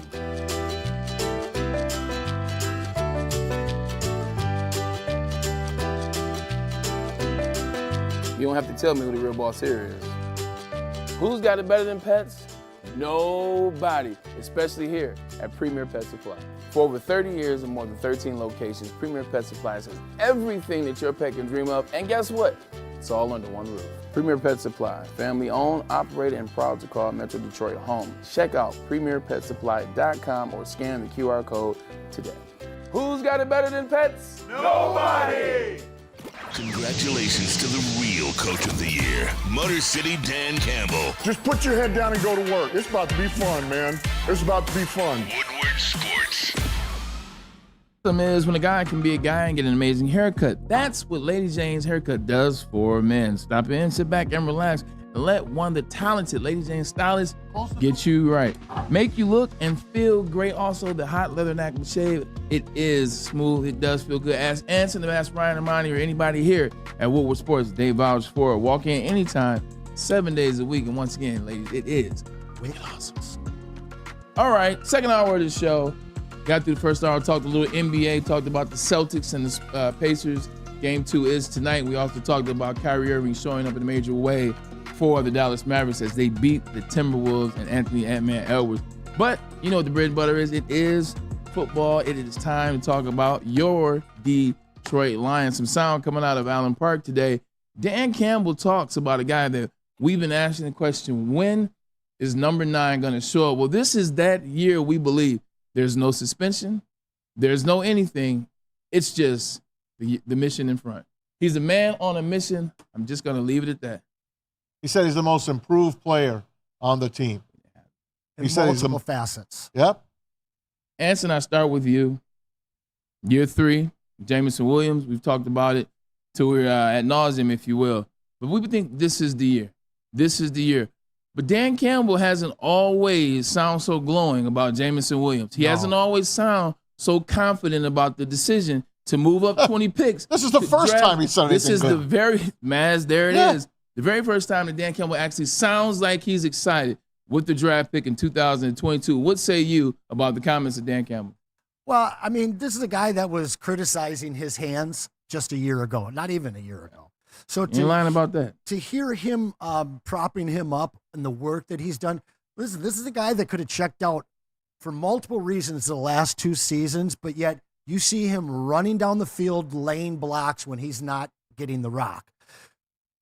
Jameson can take a top 3 offense and put us on this upper echelon that nobody else can touch. I'm going to stick with it. Him and Jack Campbell are the wild cards for the offense and the defense that could truly take both units into the stratosphere. Yeah, you're absolutely correct. You look at what Jack Campbell did and was at Iowa. There's a reason why Brad Holmes and Dan Campbell believed in him, but this one's about Jameson Williams. Maz, I think sometimes we forget what he was at Alabama. We forget that they were minutes away from winning a national championship because of how good he was. That's right. Blew out his knee. They beat Georgia in the SEC championship on he and John Mechie's back. Bryce Young, the quarterback. The guy is electric. If he can be what Brad Holmes thought they were, if he can be that guy, he's now in shape. The knee is now repaired. Everything else is gone. It seems like the distractions are gone. It seems like he's dialed in. And Anson hit a point at home. You hit a point great at home. The way in which he blocked, the way in which he was for his teammates, the way in which he was happy, the way in which he celebrated whether he was having success or not. This is exciting if he is that wild card that Anson says. Oh, my God. We talked about it yesterday. Yeah, we did. If he is as good as what he's supposed to be, what do you think that makes Amon-Ra St. Brown and Sam Laporta? What do you think it makes them? What do you think it makes Jahmyr Gibbs and David Montgomery? Wild cards, man. Like you said, sky's the limit for these guys. If Jameson Williams is him, he's the number 1 receiver on the team, and Amon-Ra St. Brown will be the 2nd receiver on the team. And that's the way, really, it should be. Because Jameson Williams is built to be that number 1 guy, that breaker. Amon-Ra St. Brown's going to catch, as many footballs as he can. And he's going to get 1,000 yards every single season. And he's going to block. But you know what? Jameson really should be the number 1 guy. And if he is, they might not lose. They might not lose 2 games. Yeah, right now the number 1 guy is indeed Amon-Ra St. Brown to the tune of just over $28 million a year. So I piped down on that.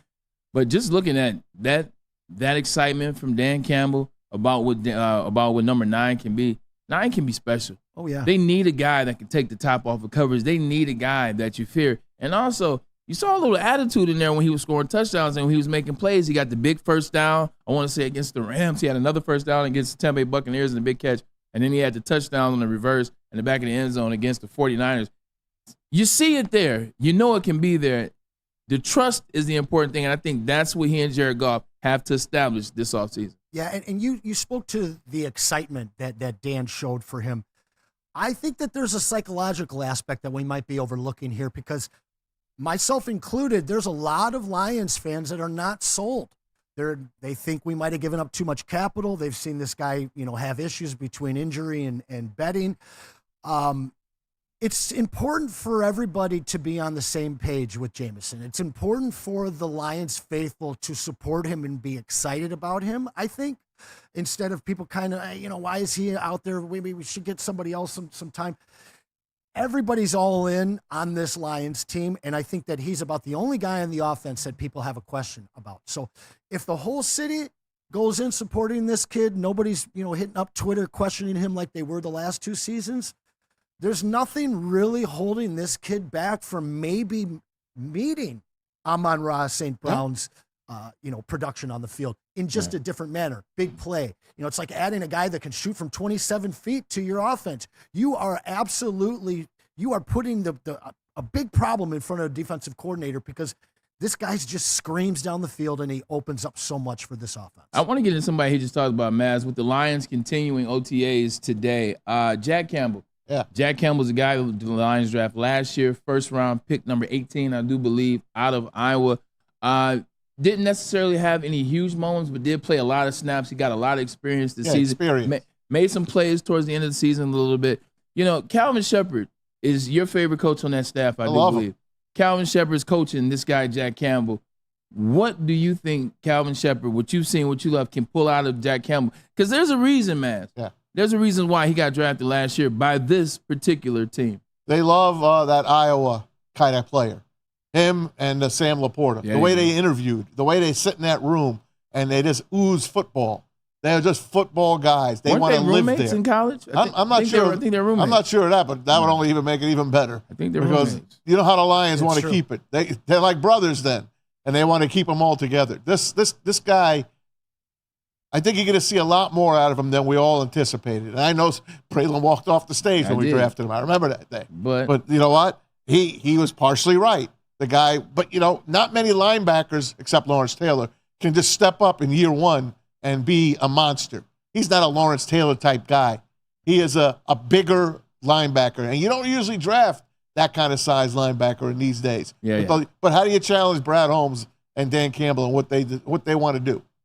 You know what? In their first round, they pretty much hit for the most part. We're waiting to say we think Jameson Williams is going to be that. I think it could work out.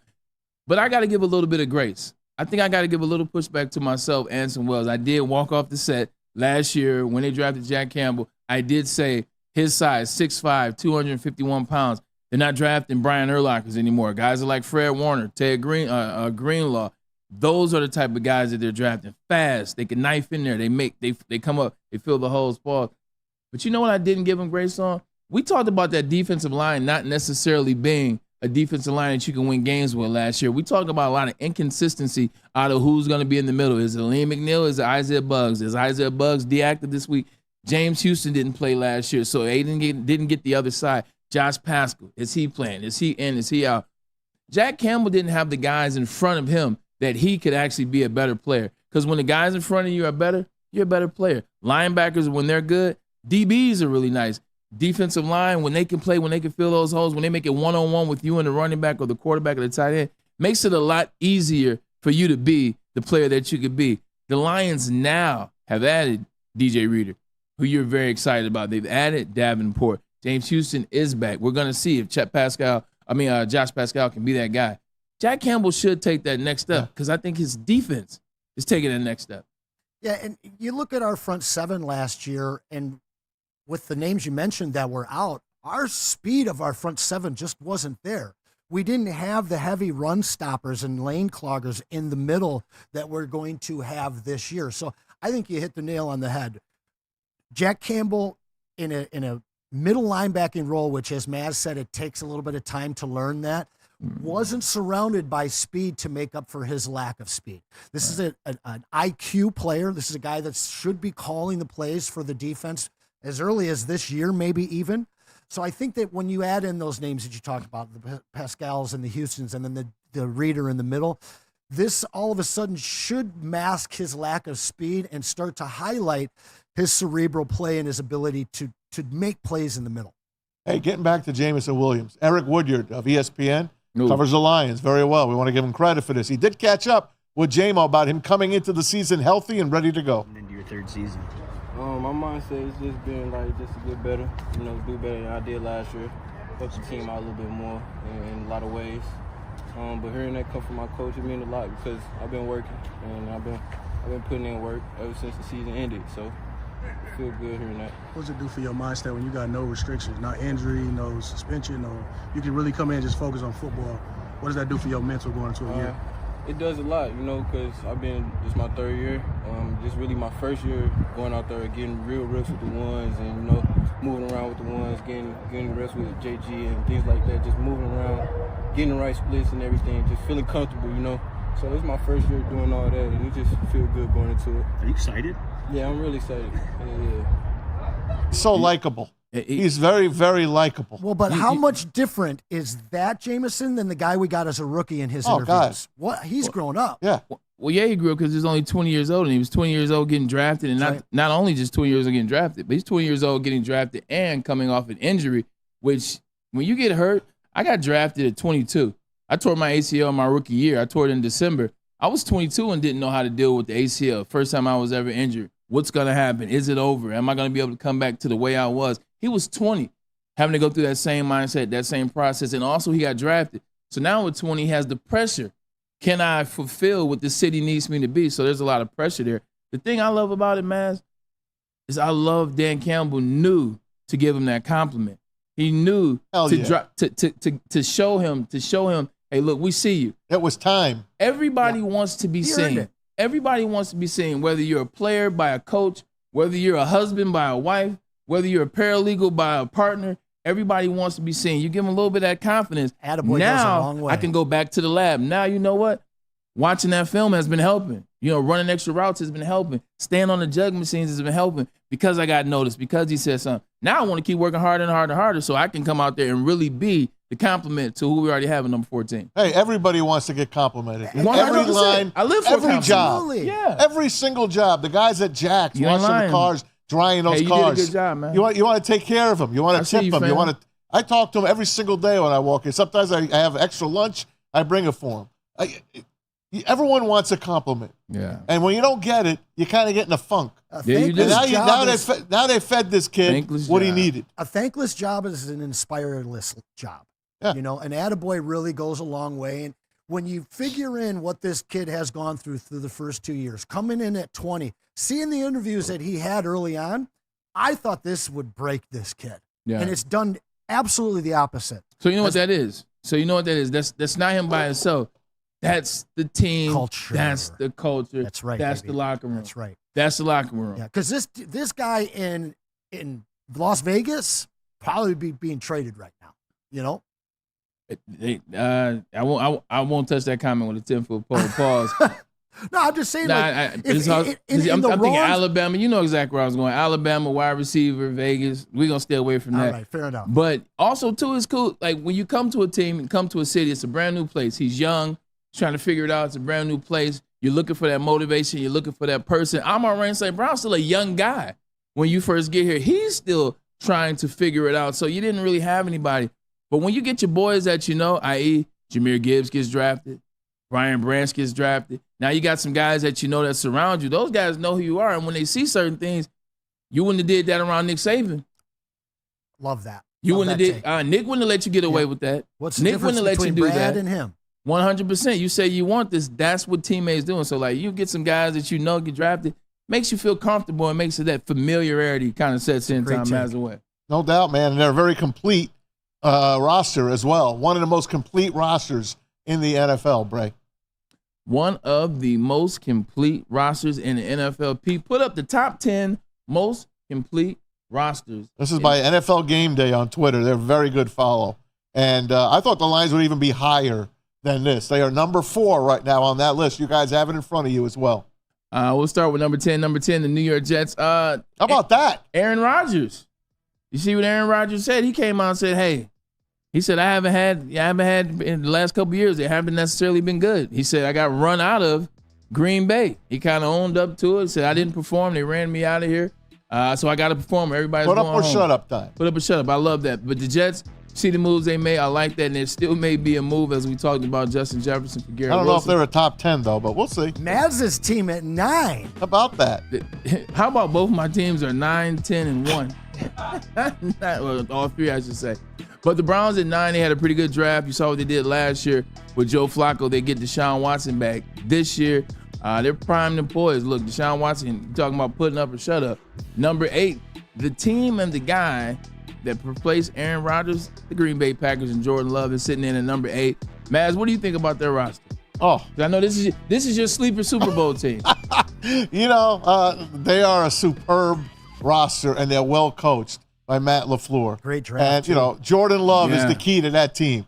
What we saw last year, will we see that going forward? They make a big trade against Josh Jacobs now, back in the backfield. Aaron Jones, they let him walk over to Minnesota. I didn't get that one, but they got 3 good young receivers, Bray, that you could talk about. And, they got it going. Their offensive line, they let David Bakhtiari walk, and they're still terrific. Their defense, great secondary, very good linebacker core. See if they can get to the football. That's up for grabs. I'm telling you, man, this NFC North is going to be the best division of football once the AFC North is done being the best team. Do you lock up Love on an extension right now? He's set to make $11 million this year. Yeah, absolutely. I think so too. I think he got a bump last year. Remember they gave him that extension for the last 2 seasons because they didn't want him just making $8-9 million. So I think this year he makes 20. Okay. I think he's making 20 this year. Okay. Yeah, I think he makes 20. They did a deal. Looking to see if I'm wrong, Anson, but I believe they did do something. Hell of a good team, top to bottom. Though. And then one of the things that you said, Maz, they're young. That's another thing about the Green Bay Packers that are dangerous. I think they are the youngest. And that bodes well for them going against this Lions team, who we'll get to in a second. Number 7, the Houston Texans. Loaded roster. You see what they did in the offseason. They bring in Stephon Diggs. If C.J. Stroud didn't have enough in Dalton Schultz, who I don't understand why the Dallas Cowboys gave away, didn't have enough in Tank Dell, who, by the way, we saw running routes on social media. The boy looks good. He looks determined. He looks fast. He's coming back with a vengeance. And then you go get Stephon Diggs to go inside of Nico Collins. Shout out to the University of Michigan. And then, oh, by the way, if Will Anderson Jr. wasn't enough of a stud pass rusher, you go on, you get Danielle Hunter How about from the Minnesota Vikings. See, the Houston Texans are making moves, Anson and Maz. I'd probably have them up at 6, as high as 6. They're young. They've got playmakers on both sides of the ball, and they've got a quarterback that could turn into maybe, dare I say it, one of the best, maybe the best quarterback in the league in 4 or 5 years. CJ is a player, but I love what they did in the offseason. I like their draft. I loved their draft last season. I think everybody did. That's a team that's going to be here to stay for some years. You know what's so great about this list? I guess I can't say it now. You look at the teams that are on here, you see the Jets, Packers, Texans, Bengals, Eagles, Lions, Chiefs, Ravens, 49ers. What do all these teams have in common? They all have their quarterback. Mm-hmm. All these teams have the elite quarterbacks. You look at the elite quarterbacks, well, they're somewhere mixed in these top 10s, and one of the most elite quarterbacks in the league, he's coming back this year, and that will be Joe Burrow and the Cincinnati Bengals, listed at 6 on this list. Made some moves in the offseason. Logan Whiteside, Trent Brown, Sheldon Rankins, Von Bell, Zach Moss, Geno Stone, and Mike Gesicki, tight end out of Penn State. Oh, by the way, they were in the Super Bowl and 1 play away from winning it 2 seasons ago. Two blown plays. Yep. We can get into that too. You're talking about blown plays and featuring the Rams. But this team, man, this team is in a division that is the cream of the crop. You bet. It is the cream of the crop. It's the AFC North. It's the Browns. It is the Browns, the Baltimore Ravens, the Steelers, and it is the Cincinnati Bengals that we're talking about right now. What do you think of Joe Burrow this year? He's come back before. Last time he got hurt, Maz, well, he came back and went to the Super Bowl. Yep. He looks like one of the Beatles now. You see how he grew his hair out? He looks like Anakin. He does. I love the Anakin ones. He looks like Anakin from Skywalker. Skywalker from Star Wars. He's got the Anakin look, man. He looks menacing. He really does. He's that guy, and he still has Jamar Chase. Seems like T. Higgins, and now hold that thing, that's gone. He'll get paid. He's standing there, Tyler Boyd going. What do you think about the Bengals in this division? Joe Burrow has just got something different. Yeah, we saw it in college. We've seen it in his short stay in the NFL so far. The guy that I'm most excited about in Cincinnati is the guy who had the 3rd highest mile per hour reached in the NFL last year. The reason they let Joe Mixon go, and that is former Big Ten running back Chase Brown. Okay, I know they got Zach Moss on a free agent contract, and they're going to have a little thunder and lightning, but by the end of the season, if you don't know his name now, everyone will. Chase Brown's electric, and I think that what they were lacking in Mixon kind of losing a step this past season, which he did, as well as obviously Joe Burrow being hurt. You've got the whole band back. They've got a young tight end who I'm a big fan of in all. This is a team that has all the pieces together, and their defense is great. They're going to miss Reader, but Joe Burrow is ready to show everyone why he was loved and why he's one of the top 3 quarterbacks in the league. Speaking of upgrading at the running back position, and somebody wanted to show why they were the best at what they do, the Philadelphia Eagles coming in at 5, they upgrade as well. Saquon Barkley goes from the Giants to G-Man. He goes literally 80 miles to the Philadelphia Eagles. Time Mazaway, I'll let you talk about this one. I hope he eats a lot of cheesesteaks. Saquon Barkley. I hope he eats a lot of cheesesteaks and fattens You got to up. go to gym. You miss him already, don't you? Jim's on High That was your Street. entire offense for the last 6 years. I don't get how the Giants let him walk. I just don't. But they did, and they let him walk to their enemy. So pretty good upgrade from DeAndre Swift to Saquon Barkley. Yeah, but I don't like how and performance. I don't like how they finished the season, Philly. I'm still sticking with. I think something's wrong with that team, and they are a terrific roster. Well, you know what the rumor is? What is it? A.J. Brown slept with somebody's wife. Really? Yep. Was it the quarterback's girlfriend or now something? Because I know he's not married. This is legit from everything that I've found, but they won't spill who it was. That will destroy a team. The moment that it came out, they went on the losing streak. That will destroy a team. Braylon, you can speak. You can speak to that. You know locker rooms. Yeah, locker rooms. Locker rooms I've been in, they settled it with fisticuffs, and then the rest was history. Well, look at the Tigers back in the day. Got to settle it. Hey, you got to get the fisticuffs, man. Look, we got to scrap it out. Just ask Delonte West. Yeah, but Prince Fielder. If you got to be with a chick that's gonna sleep with your teammate, man, like that's as bad as you get. You with the wrong one anyway. Yep. He did you a favor. He did. He really did you a favor. You get away with court. But just looking at that team too, you saw how they were running around that war room. You saw your boy Maz struggling with the GM's name real quick for the Philadelphia Eagles. Howie Roseman. There we go. Howie Roseman. You saw the moves he made. You saw how he manipulated that board so he can get the guys he wanted. He was able to get Cooper DeJean, and he also I forgot about that. Yes, they got Cooper DeJean, and also who did they get in the first round? Anson Wells is another DB. Who's that? Talking about the Philadelphia Eagles. Oh, my boy from Toledo, right? There you go. Oh, man. Quinyon Mitchell. Q, baby. They got Quinyon Mitchell. So they are also a team. The Detroit Lions are arguing that they got the best two DBs in the draft. So are the Philadelphia Eagles to the tune of Quinyon Mitchell and Cooper DeJean. I think this team is going to be great. And I think this is the year. This is the year. We talk about whether it was Penei Sewell, whether it was Micah Parsons, whether it was Jahmyr Gibbs and Sam Laporta and Jack Campbell or Jalen Carter. You're going to see Jalen Carter have a monstrous year this year. You think so? I talked to Brandon Graham at the draft. I talked to BG at the draft. Shout out to University of Michigan's own Super Bowl champ. Got the final play against Tom Brady in that Super Bowl, Michigan on Michigan. But he said we got packages for him. He said he'll be in shape this year. He said we understand how to use him this year. I think he's going to have a major year. I'm glad that you threw in the is in shape this year because I'm really big on snap percentages. Yeah. From a fantasy standpoint, I watched that, but I also was watching it big time with him just because we were comparing him last year. He, in the end of the season, he really went down to the point where he was less than 50% snap share.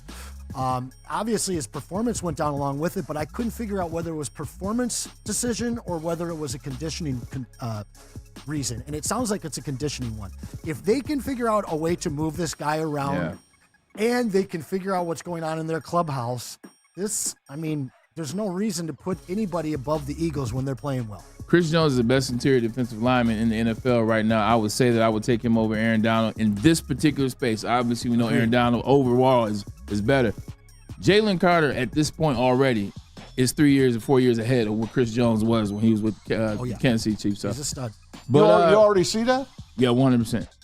100%. He's a player. Yeah, 100%. And that's trouble then. Yeah. But you know where it is in trouble right now, and that's at number 4, the Detroit Lions. You're good, Pete. Finally got to the Lions. They are number 4 on this list. Pretty much the top 4 are the final 4 from last year. Yes, they are. But the Detroit Lions, Maz, instantly, you look at the list, you look at the Lions. I don't got to say anything about them. We don't have to say anything about them. The only question is, are they too low? No, they're right. They're right there. I might put them ahead of the Chiefs. They're better than the Chiefs. Have the quarterback, but we have the better roster. Chiefs got Mahomes, so that's what I mean. I side with that keeps them up. Ravens, they're going to be. Having Mahomes automatically makes you 3. Yeah, I guess so. It automatically makes you 3. I can't argue with the top 3 then. I honestly, I could put the Chiefs at 1. To be very honest with you, you like their roster, top to bottom. I love their defense. I love what they did. Their defense was the best in the NFL last season, especially towards the last 8 games of the season, including the Super Bowl. You saw what they did in the playoffs. They suffocated Josh Allen. They had no running game and no receivers. And that lets you know how good their defense was. Who's the receivers now? I'm just talking about Hollywood Brown in the fastest combine time Hollywood Brown's just okay. What's that? He's just okay. So was Juju Smith-Schuster when he got around, before he got to Patrick Mahomes. Sammy Watkins. Right? Hollywood Brown ain't A.J. Brown. Well, I'm not saying He's that he better is, than though, but Juju. who was he throwing to last year? Who was I his get number it. one? I hear it. Seriously, who was his Marquez number one? Valdez-Scantling. He was throwing to the ground. He was throwing to the ground. Now you've got Hollywood, you've got Xavier Worthy, and you got Rashee Rice, who just had some charges dropped. This is a guy who in the playoffs He settled, was too. a You saw stud. that. He was an absolute stud. They've got a deep running game. They've got the best tight end in the league. They've got an anomaly at quarterback who probably will end up being the GOAT and the best defense. When you look at the 49ers, losing Eric Armstead and Chase Young is going to hurt their defensive line big time. And the Ravens, I just don't think are better than either of those two teams. Yeah, a lot to digest there, Pauls. But Chiefs, I think they sit at number 3. I think the quarterback keeps them there. Offense will figure it out. They did get better, but got to see it all put together. Lions, I do think, I like the spot 4 for the Lions. Yeah. Because there's a lot of ifs.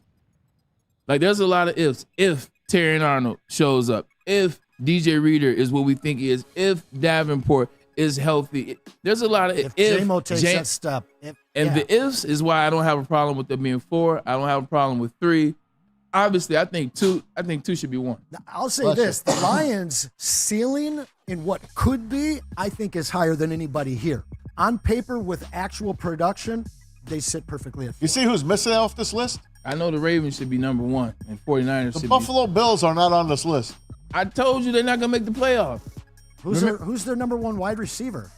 Keon Coleman. Is it Khalil Shakir? I mean, either one. Khalil Shakir is 5'1". All I'm saying is you go into I've never seen a 5'1" lead number wide out. But you give a top 7 quarterback, a guy who's got to get to the Super Bowl or bust, and you give him a rookie and a 5'1". I mean, I like Khalil, I'm not arguing. I said that Josh Allen and the Buffalo Bills were done. Me too. You look at them year after year; they've gone steadily down. 5 years ago, they were in the AFC Championship. That's 5 years ago. What have they done lately? Nothing but lose in the first round the last 2 years. So I'm with you. I think the show is over for Josh Allen and the Dallas Cowboys. Yeah, this shows you. Oh, there's a team that's not on there. Yeah, the Cowboys. I hear that. Or the Cowgirls. But number 2, Lamar Jackson, who's 20 pounds lighter than last year. He's ready to take off and run with Derrick Henry now. Can't wait. In the backfield, as well as Zay Flowers will be in year 2. Will be fun. Kyle Hamilton, one of the most explosive young players in the game at the safety position. The Ravens are loaded every year. They should be 1. And the 49ers, you mentioned a couple of the losses. I think Greenlaw and I think Armstead, by them being gone, I think I dropped the 49ers to 4, Lions to 3, the Chiefs to 2, the Ravens to 1. I like that. That's fine. I like the list, man. This is a good list, but once again, the Lions are a good team now. So when you see these lists, you see the Lions pass 3, 4. Once you get to 5, your radar goes off. All right, somebody's hating. The Lions are on the top 10 list. Of everything. Let's just talk about that. Of everything. What is going on? They're on the top 10 list of all. Dare I say BNL? Dare I? Oh, yeah. The brand new Lions? Oh, yeah. You're trying to bring the Get brand on new board Lions? there, Anson. Look, let's hey Maz, what's up with Dr. Jeff Pierce? He'll be here. He'll be here? Oh, yeah. So you want to go till he's here? Yeah, let's keep going. All right, well, you take over, sir. All right, you talked about Aaron Rodgers earlier. Did. Aaron Rodgers speaking to the Jets media and basically. That's always a dangerous thing with Aaron. But he's not scared of it. Here he is. There's pressure on all of us. All of us, yeah. Why do you say there's pressure on you? Well, I think if I don't do what I know I'm capable of doing, we're all probably going to be out of here. So I like that kind of pressure, though. I know it's a tough market to play in. It's not for everybody. I relish that opportunity. And that's the way the NFL is. I'm not saying anything monumental as you guys are typing away and putting your tweets out. This is how it is every single year. You might not say it, but as you get older in the league, if you don't perform, they're going to get rid of you or bring in the next guy to take over. I mean, it happened in Green Bay. So, and I'm, a few years older than I was back then. So I expect to play at a high level. I expect us to be productive and competitive and all that stuff to take care of itself. You don't always have to agree with everything somebody says, but I love the fact that he speaks his freaking mind. He's an older individual. Yes. Me and him, same class. I'm 41. He'll be 41. You get to the point, I'm tired of dancing around. Like, I'm going to say what I want. And he's saying what he wants. And it's the absolute truth. They brought him in here to do a job. They brought him in here to do a thing. They surrounded him with the players he asked for. They surrounded him with the offensive coordinator that he asked for. They surrounded him with everything. They drafted offensive linemen. They went and got offensive linemen. They brought in Mike Williams. They have Breece Hall.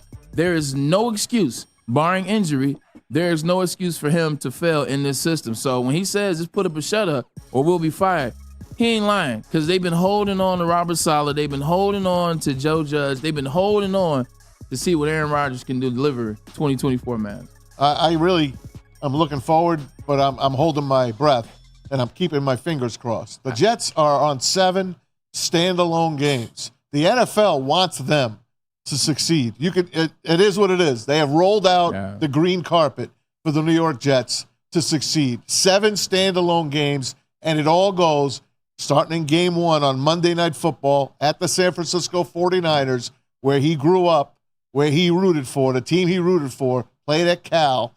It's all up to his, what do they call that thing he hurt again? ACL. Achilles. Please, Achilles. He's got the magic. Stay in one piece. He's got the magic Achilles. I actually Stay in one piece.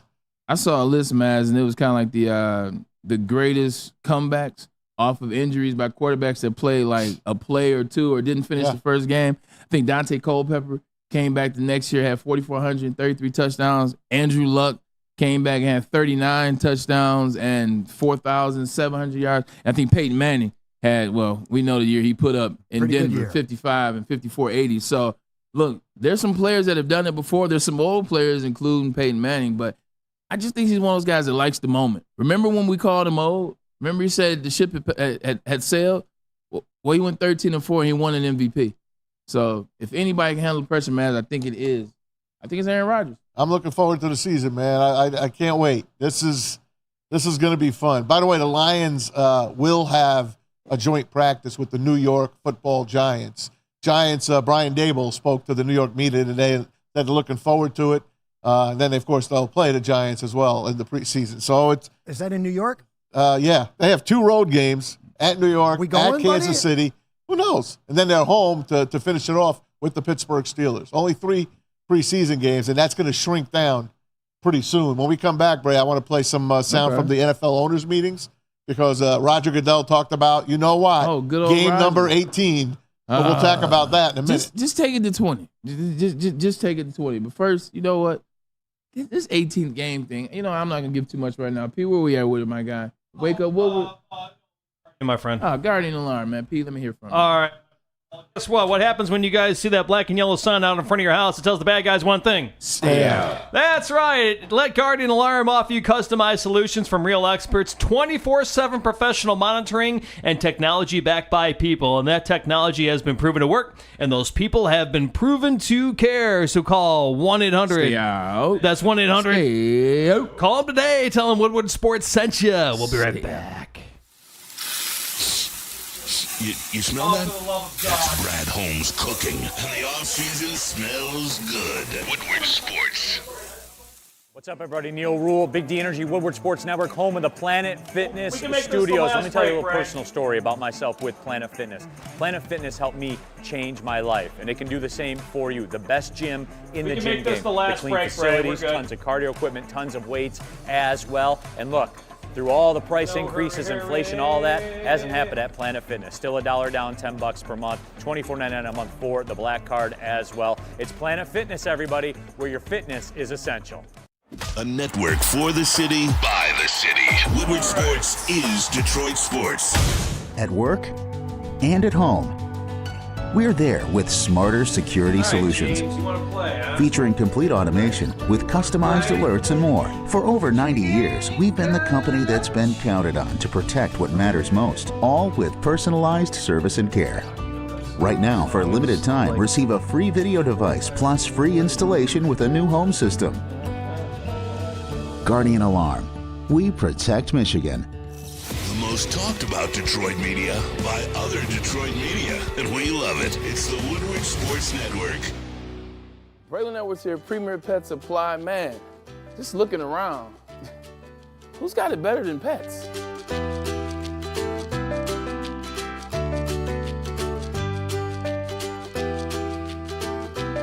Come on, a baby stroller for Coda?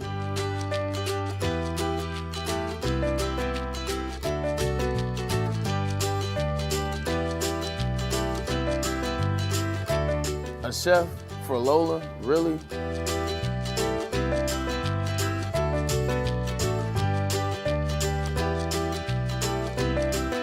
You don't have to tell me who the real boss here is.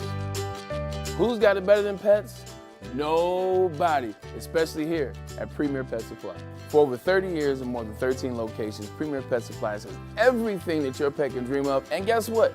It's all under one roof. Premier Pet Supply, family owned, operated, and proud to call Metro Detroit home. Check out premierpetsupply.com or scan the QR code today. Who's got it better than pets? Nobody! Thank you to the Detroit Lions and Sheila Hamp for the best season in Lions history. Now it's time to let Brad Holmes cook. Woodward Sports. Come to any Lady Jane's Haircuts for Men and claim your throne for a king's treatment from one of our talented stylists. Open 7 days a week. Walk in anytime. Just get to a Lady Jane's today and receive a precision haircut, scalp massage, hot lather neck shave, and a hot towel treatment. A haircut should not be a chore. It should be an experience. And that's exactly what Lady Jane's has to offer. Open 7 days a week. Walk-ins are always welcome. There's always a location near you. Lady Jane's Haircuts for Men. It's wicked awesome. A ton of fun, a ton of sports, and a ton of man meat. Welcome to the Woodward Heavyweights, live daily 5 to 7 p.m. on Woodward Sports. It's critical for you to have your insurance reviewed, and Swiss will make sure that your carrier is not slipping in extra fees. Call Mark at Swiss Insurance today, 313-530-1698, or visit SwissINS.com. Now back to the Ermanni and Edwards with Maz show. And Anson. The Ermanni and Edwards with Maz and Anson and Mike, and also my man Anson Wells. Anson, how you doing over there, brother? Still great. Love being here. I feel like we haven't had our usual blow up, man. Like, let's just throw a topic out there so we can start arguing. Kyrie Irving is the second team All-Pro. See, I forgot, and there it is. Second team All-Pro. I love some Kyrie Irving, man. I can't elevate him from honorable mention to second team All-American when he has somebody that he finished runner up and yet, MVP. Jalen Brunson had nobody. Steph Curry had nobody. We're able to pad their stats. Well, this guy still put up the exact same stats next to Luka Doncic. They didn't have anybody and still got to where they got to, well, at least with Jalen Brunson in the playoffs, the deep run, almost made the Eastern Conference Finals. I know almost doesn't count, but Kyrie's still playing. Yeah, with Luka Doncic, who's a walking triple-double. Hey, we're fighting. No fight. I love Kyrie. It's no fight. Tom Mazaway. Hey, NFL owners meetings in Nashville.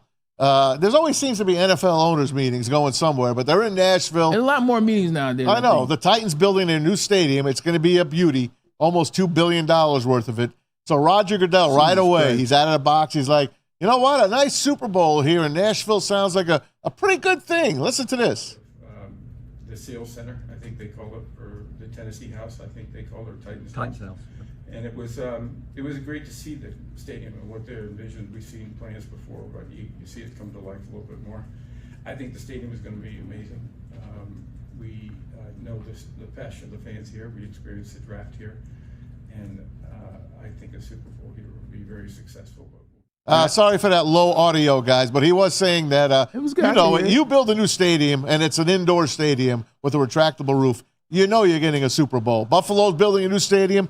It's outdoors, so they're not getting a Super Bowl. They're not getting it. So that's why cities like that, like Pittsburgh and us, we're going to get the NFL draft. You know, Pittsburgh gets the NFL draft in 2 years, Green Bay next year. But, Bray, 18-game season is what Roger Goodell is proposing. It's not the first time he has said this. It's going to happen, and then the Super Bowl will be on President's Weekend. Less preseason games and more regular season games. I think most anybody would think that is beneficial. That were the words of Roger Goodell. Maz, just getting back to the Tennessee Titans' new project, the $2 billion stadium. And as we welcome in Dr. Jeff Pierce, always good to see you. But before we get to that, they're going to get a Super Bowl, and this is a great place. The NFL has been grooming this move for a minute. If you remember, who broke the record originally that the Lions in the city of Detroit broke? It was Nashville's record. Nashville, Tennessee had the record for our largest crowd throughout draft week.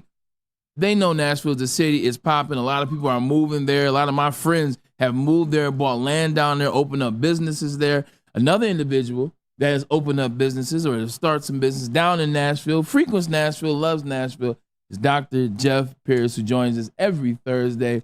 What's going on, my guy? A ton. It's a beautiful day. What are we all talking about? 18-game season. It seems like Roger Goodell is lobbying for. There's more money and more games, and also the Nashville Stadium that will be opened up in about 2 years. It's the Tennessee Titans' new stadium, $2 billion. And so when you build a stadium that is inside or outside, you know what you get? You get a Super Bowl like the Lions did in 2006. That sounds good for you, man. What's going on in Nashville, man? Do I need to come down there? Absolutely. You're always welcome to come. I appreciate that. It is fun. Tennessee's fun, but to talk about the business, look, as much as we want to break everything up and do all this and doctor this and secret sauce, it comes down to the almighty dollar. Yeah. NFL, we proved it here. NFL draft, we broke all the records. They got it. They are king. You always see who controls the situation. Not to go to insurances, but whoever's holding the money, they hold what the situation's going to be. As far as go ahead. No, go ahead. As far as the 18-game thing, yeah, is it going to be more wear and tear? Are you increasing the? Guys are breaking down now with 16 games. Doc, I played in the league. I know how those games get, how those months get, how it gets grueling in the wintertime as you're trying to put it together. As you've been miserable since August. Then they went to 17.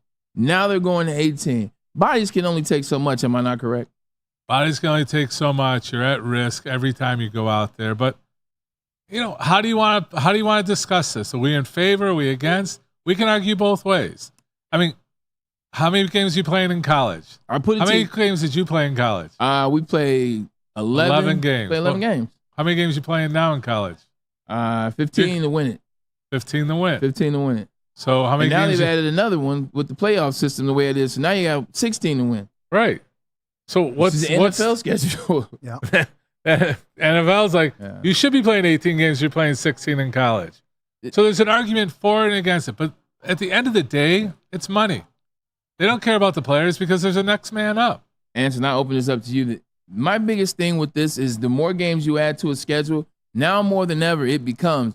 It's not, and even now it's like that, but to a certain extent, it's not the best team that's going to win these Super Bowls with 18 games. It's going to be the healthiest team. Right. Like the more games you add, that's why I wasn't in favor of 12 teams. I said you don't need 12 teams to figure out who's the best in college football. Look, you got 4 teams. That's all you need. You figure it out from those 4. You add extra games. Now you add extra probability chance for guys to get injured. And I know it's a part of the game, but it's a part of the game that used to be. Now you're adding extra games. Anybody get hurt. Well, and you're talking about on the field. This speaks to how good your entire organization is. You got guys like Doc here. You're going to be healthy, and you're going to be one of those hot teams at the end of the year. You get some of these other franchises that haven't figured out their medical department, right? And they're injured all year long. The Lions were a team plagued by injuries up until this new regime showed up. Right. I don't know who they hired. Maybe Doc's over there, but they've figured it out, and they've been able to get guys that have been injured that might not have seen the field again. Come on, Laporta's catching touchdowns after he should be missing 2 weeks. So it really— That's because he's a strong country boy from Iowa. Like they just built different down just there. Country, it's like cornbread, huh? I hated playing Iowa. Like them jokers they built different down there. I think we need a reality show for the medical team. And I think Woodward Sports, that should be our new niche. Going in for the reality of what's going on behind the scenes. I asked this question, Doc. Like, what happens if your franchise, your quarterback gets hurt in game 18 as you're in a playoff push? Like game 7, there's 17 games now. I just think the more games you add, the more people get hurt. Like, you want the best of the best. Keep it 17. Why do you need an 18th game? Because if you get an 18th game, what's to stop him from 19? The season and how it changes? You'll be at 20. Oh, yeah. The fans demand. It's not like the fans aren't going to show up for the 18th game. It's not about the fans. It's about the players. I think this is when Unfortunately, it's not about the players, though, Bray. What I'm saying is a player lockout. Like, we know what happens at the top percent of the league. They can afford the lockout. The back half can't. That's typically when lockouts are closed. But at some point, the players got to stand up for themselves. But more games means dangle more cash. More games means more revenue, which means higher contracts, right? At the end of the day, they're making a ton of money now. Like they want even more. Like Patrick Mahomes' next contract, he'll be a billionaire. Yeah, Pretty much. Was it $1.5 billion now? That's the going rate? Yep. I mean, look, it's good for these players. I just think, as you are a doctor, that wear and tear on the body, like guys can't have extended careers. But I think that may be the side effect of it. You'll get through the 18 games, but guys won't be playing 16, 17, 18, 19 years anymore. You'll see the early trend of guys retiring early. It won't be a trend anymore. It'll just be a real thing. But the other side of this argument is our medical care is getting better. Our preparation is better. Teaching them what to do. You how can only to, put how a to guy maintain. back together so many times. Right, but we can create prevention too. The game's supposed to be safer. They're taking things out of the game because of injuries, like the kickoff system. They're trying to improve it. Yeah. So there's a give and take, right? Goodell's giving, okay, we're going to do this to protect our quarterback, to protect our linemen. We're doing things to make the game safer, but it's disguising that we want to make more money, right? So make the game safer. It's definitely safer than it was even when you played, but even 20 years ago. I mean, these guys just played through it. So the equipment you're using is supposed to be better. The training's supposed to be better. You're supposed to be better prepared for it. No, I was going to say, speaking of injuries, and speaking of playing through stuff, Kristaps Porzingis, big man for the Boston Celtics, and calf strain. I don't know. And don't get me wrong, I've strained my calf before, never to the tune where I need to come out of the game, but I understand injuries because I had a growing injury. People can't see a growing injury, but I knew I couldn't play, so I understand it. What do they got to do to get him on the court? How bad can this calf injury be? Like, you guys are in the Eastern Conference Finals. Doc, shed some light. Calf industries, go. They're winning, so they're going to let them sit and rest. They start losing, they're going to push them. Like, they went. They're lucky they win the first game. Yeah. But that's the thing. Can we win without him? Is he better for us to be 100% in play? Like we've always talked about, what's the locker room conversation? You're right. It's a calf injury. I feel 80%. Okay, well, we won. Let's see what happens. Let's get you to 100 because we need you for sure in the finals. Is that the conversation? Most likely. They lose 2 games in a row. I bet you he's in the lineup. I like it. Joe, you were talking off air, and we were talking about NBA players feeling the need to rush back because of load management, because of certain amount of games that they restrict you to play. Ask Doc about that, man. This is a great time to ask him, do you think? Ask the question you asked me. Yeah, so I was saying with the NBA, they have now a new implemented rule where players have to play 65 games to be able to get like certain awards like MVP, All NBA, stuff like that. So do you think it's going to be more harmful for players now to like try to rush back to get to that game measure? Like a player that may be teetering at like 63 games if they take time to rest for the full injury. Like, do you think that's going to play into more injuries, players trying to rush back? It's just another one of those. We put everything on a scale, right? And we weigh the scale. So, if it's Seth Curry, where, there's a handful of guys that are going for those awards. Everybody else doesn't really care, right? So Seth Curry.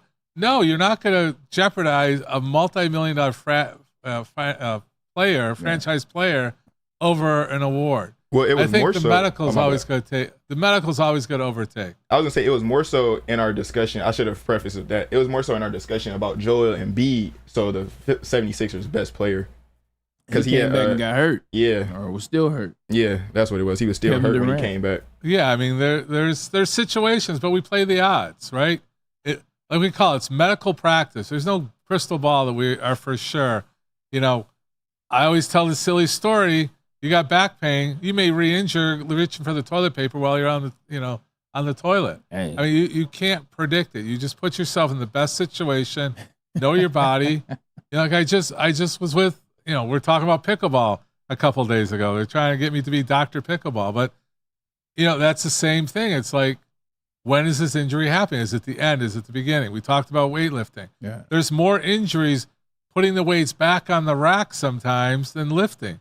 Because you're not watching your form. You're just throwing it back on the rack. People that don't lift weights and don't understand, like, well, clearly, I enjoy that process. But I have to throw it in every show.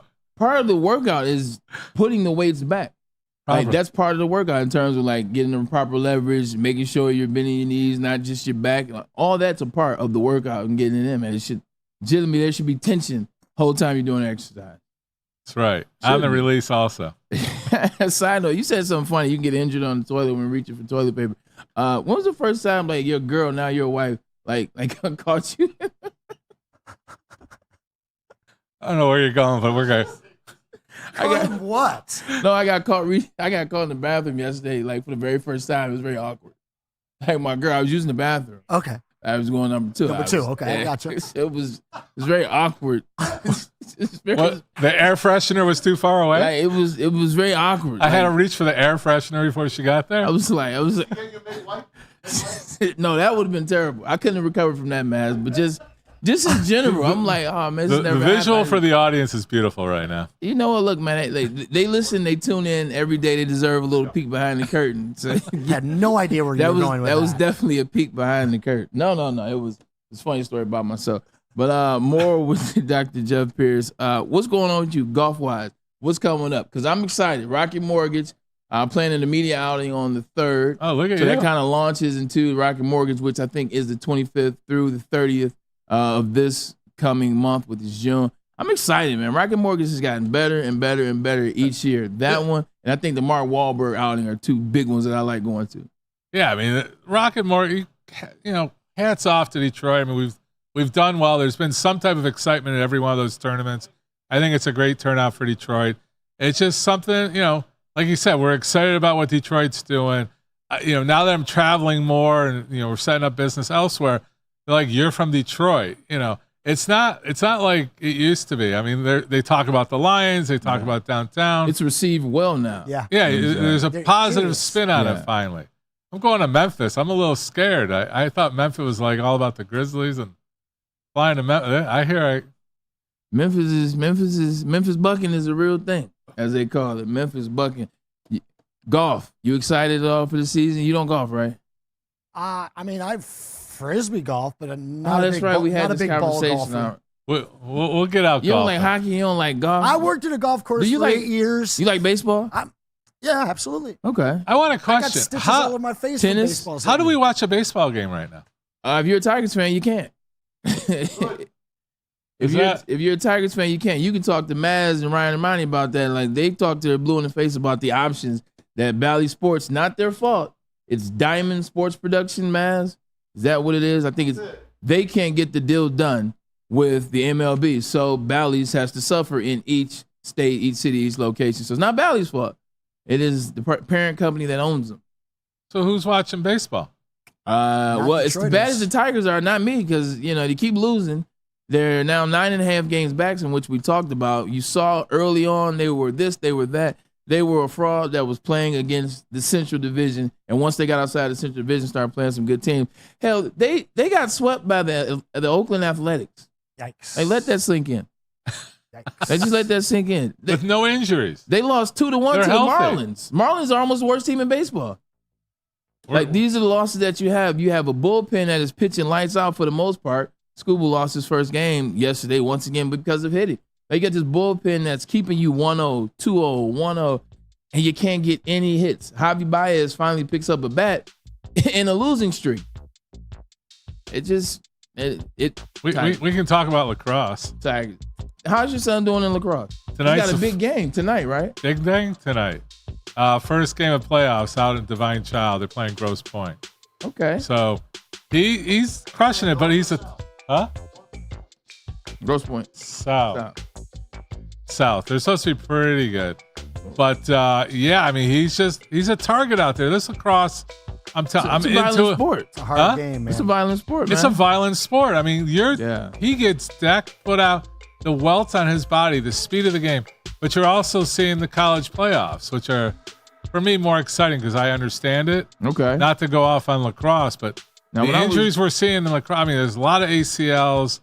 Unfortunately, we've had some on the team and, some silly injuries, including concussions. When I was younger, I think the best team, or when I was in college, post-college, when I was younger, best teams were Johns Hopkins, UNC, and Duke. Are they still? Yep, those are the big ones. Syracuse is in there. You know who's killing it is Notre Dame. The Midwest is coming alive. Notre Dame. Midwest, Notre Dame. Michigan's got a good team now. Okay. Ohio State's got a good team. Michigan always figured out. May not be right away, but we will always figure it out. My ex was all state at Mater Dei in California. Oh, I know Mater Dei, California. Yeah. Lacrosse.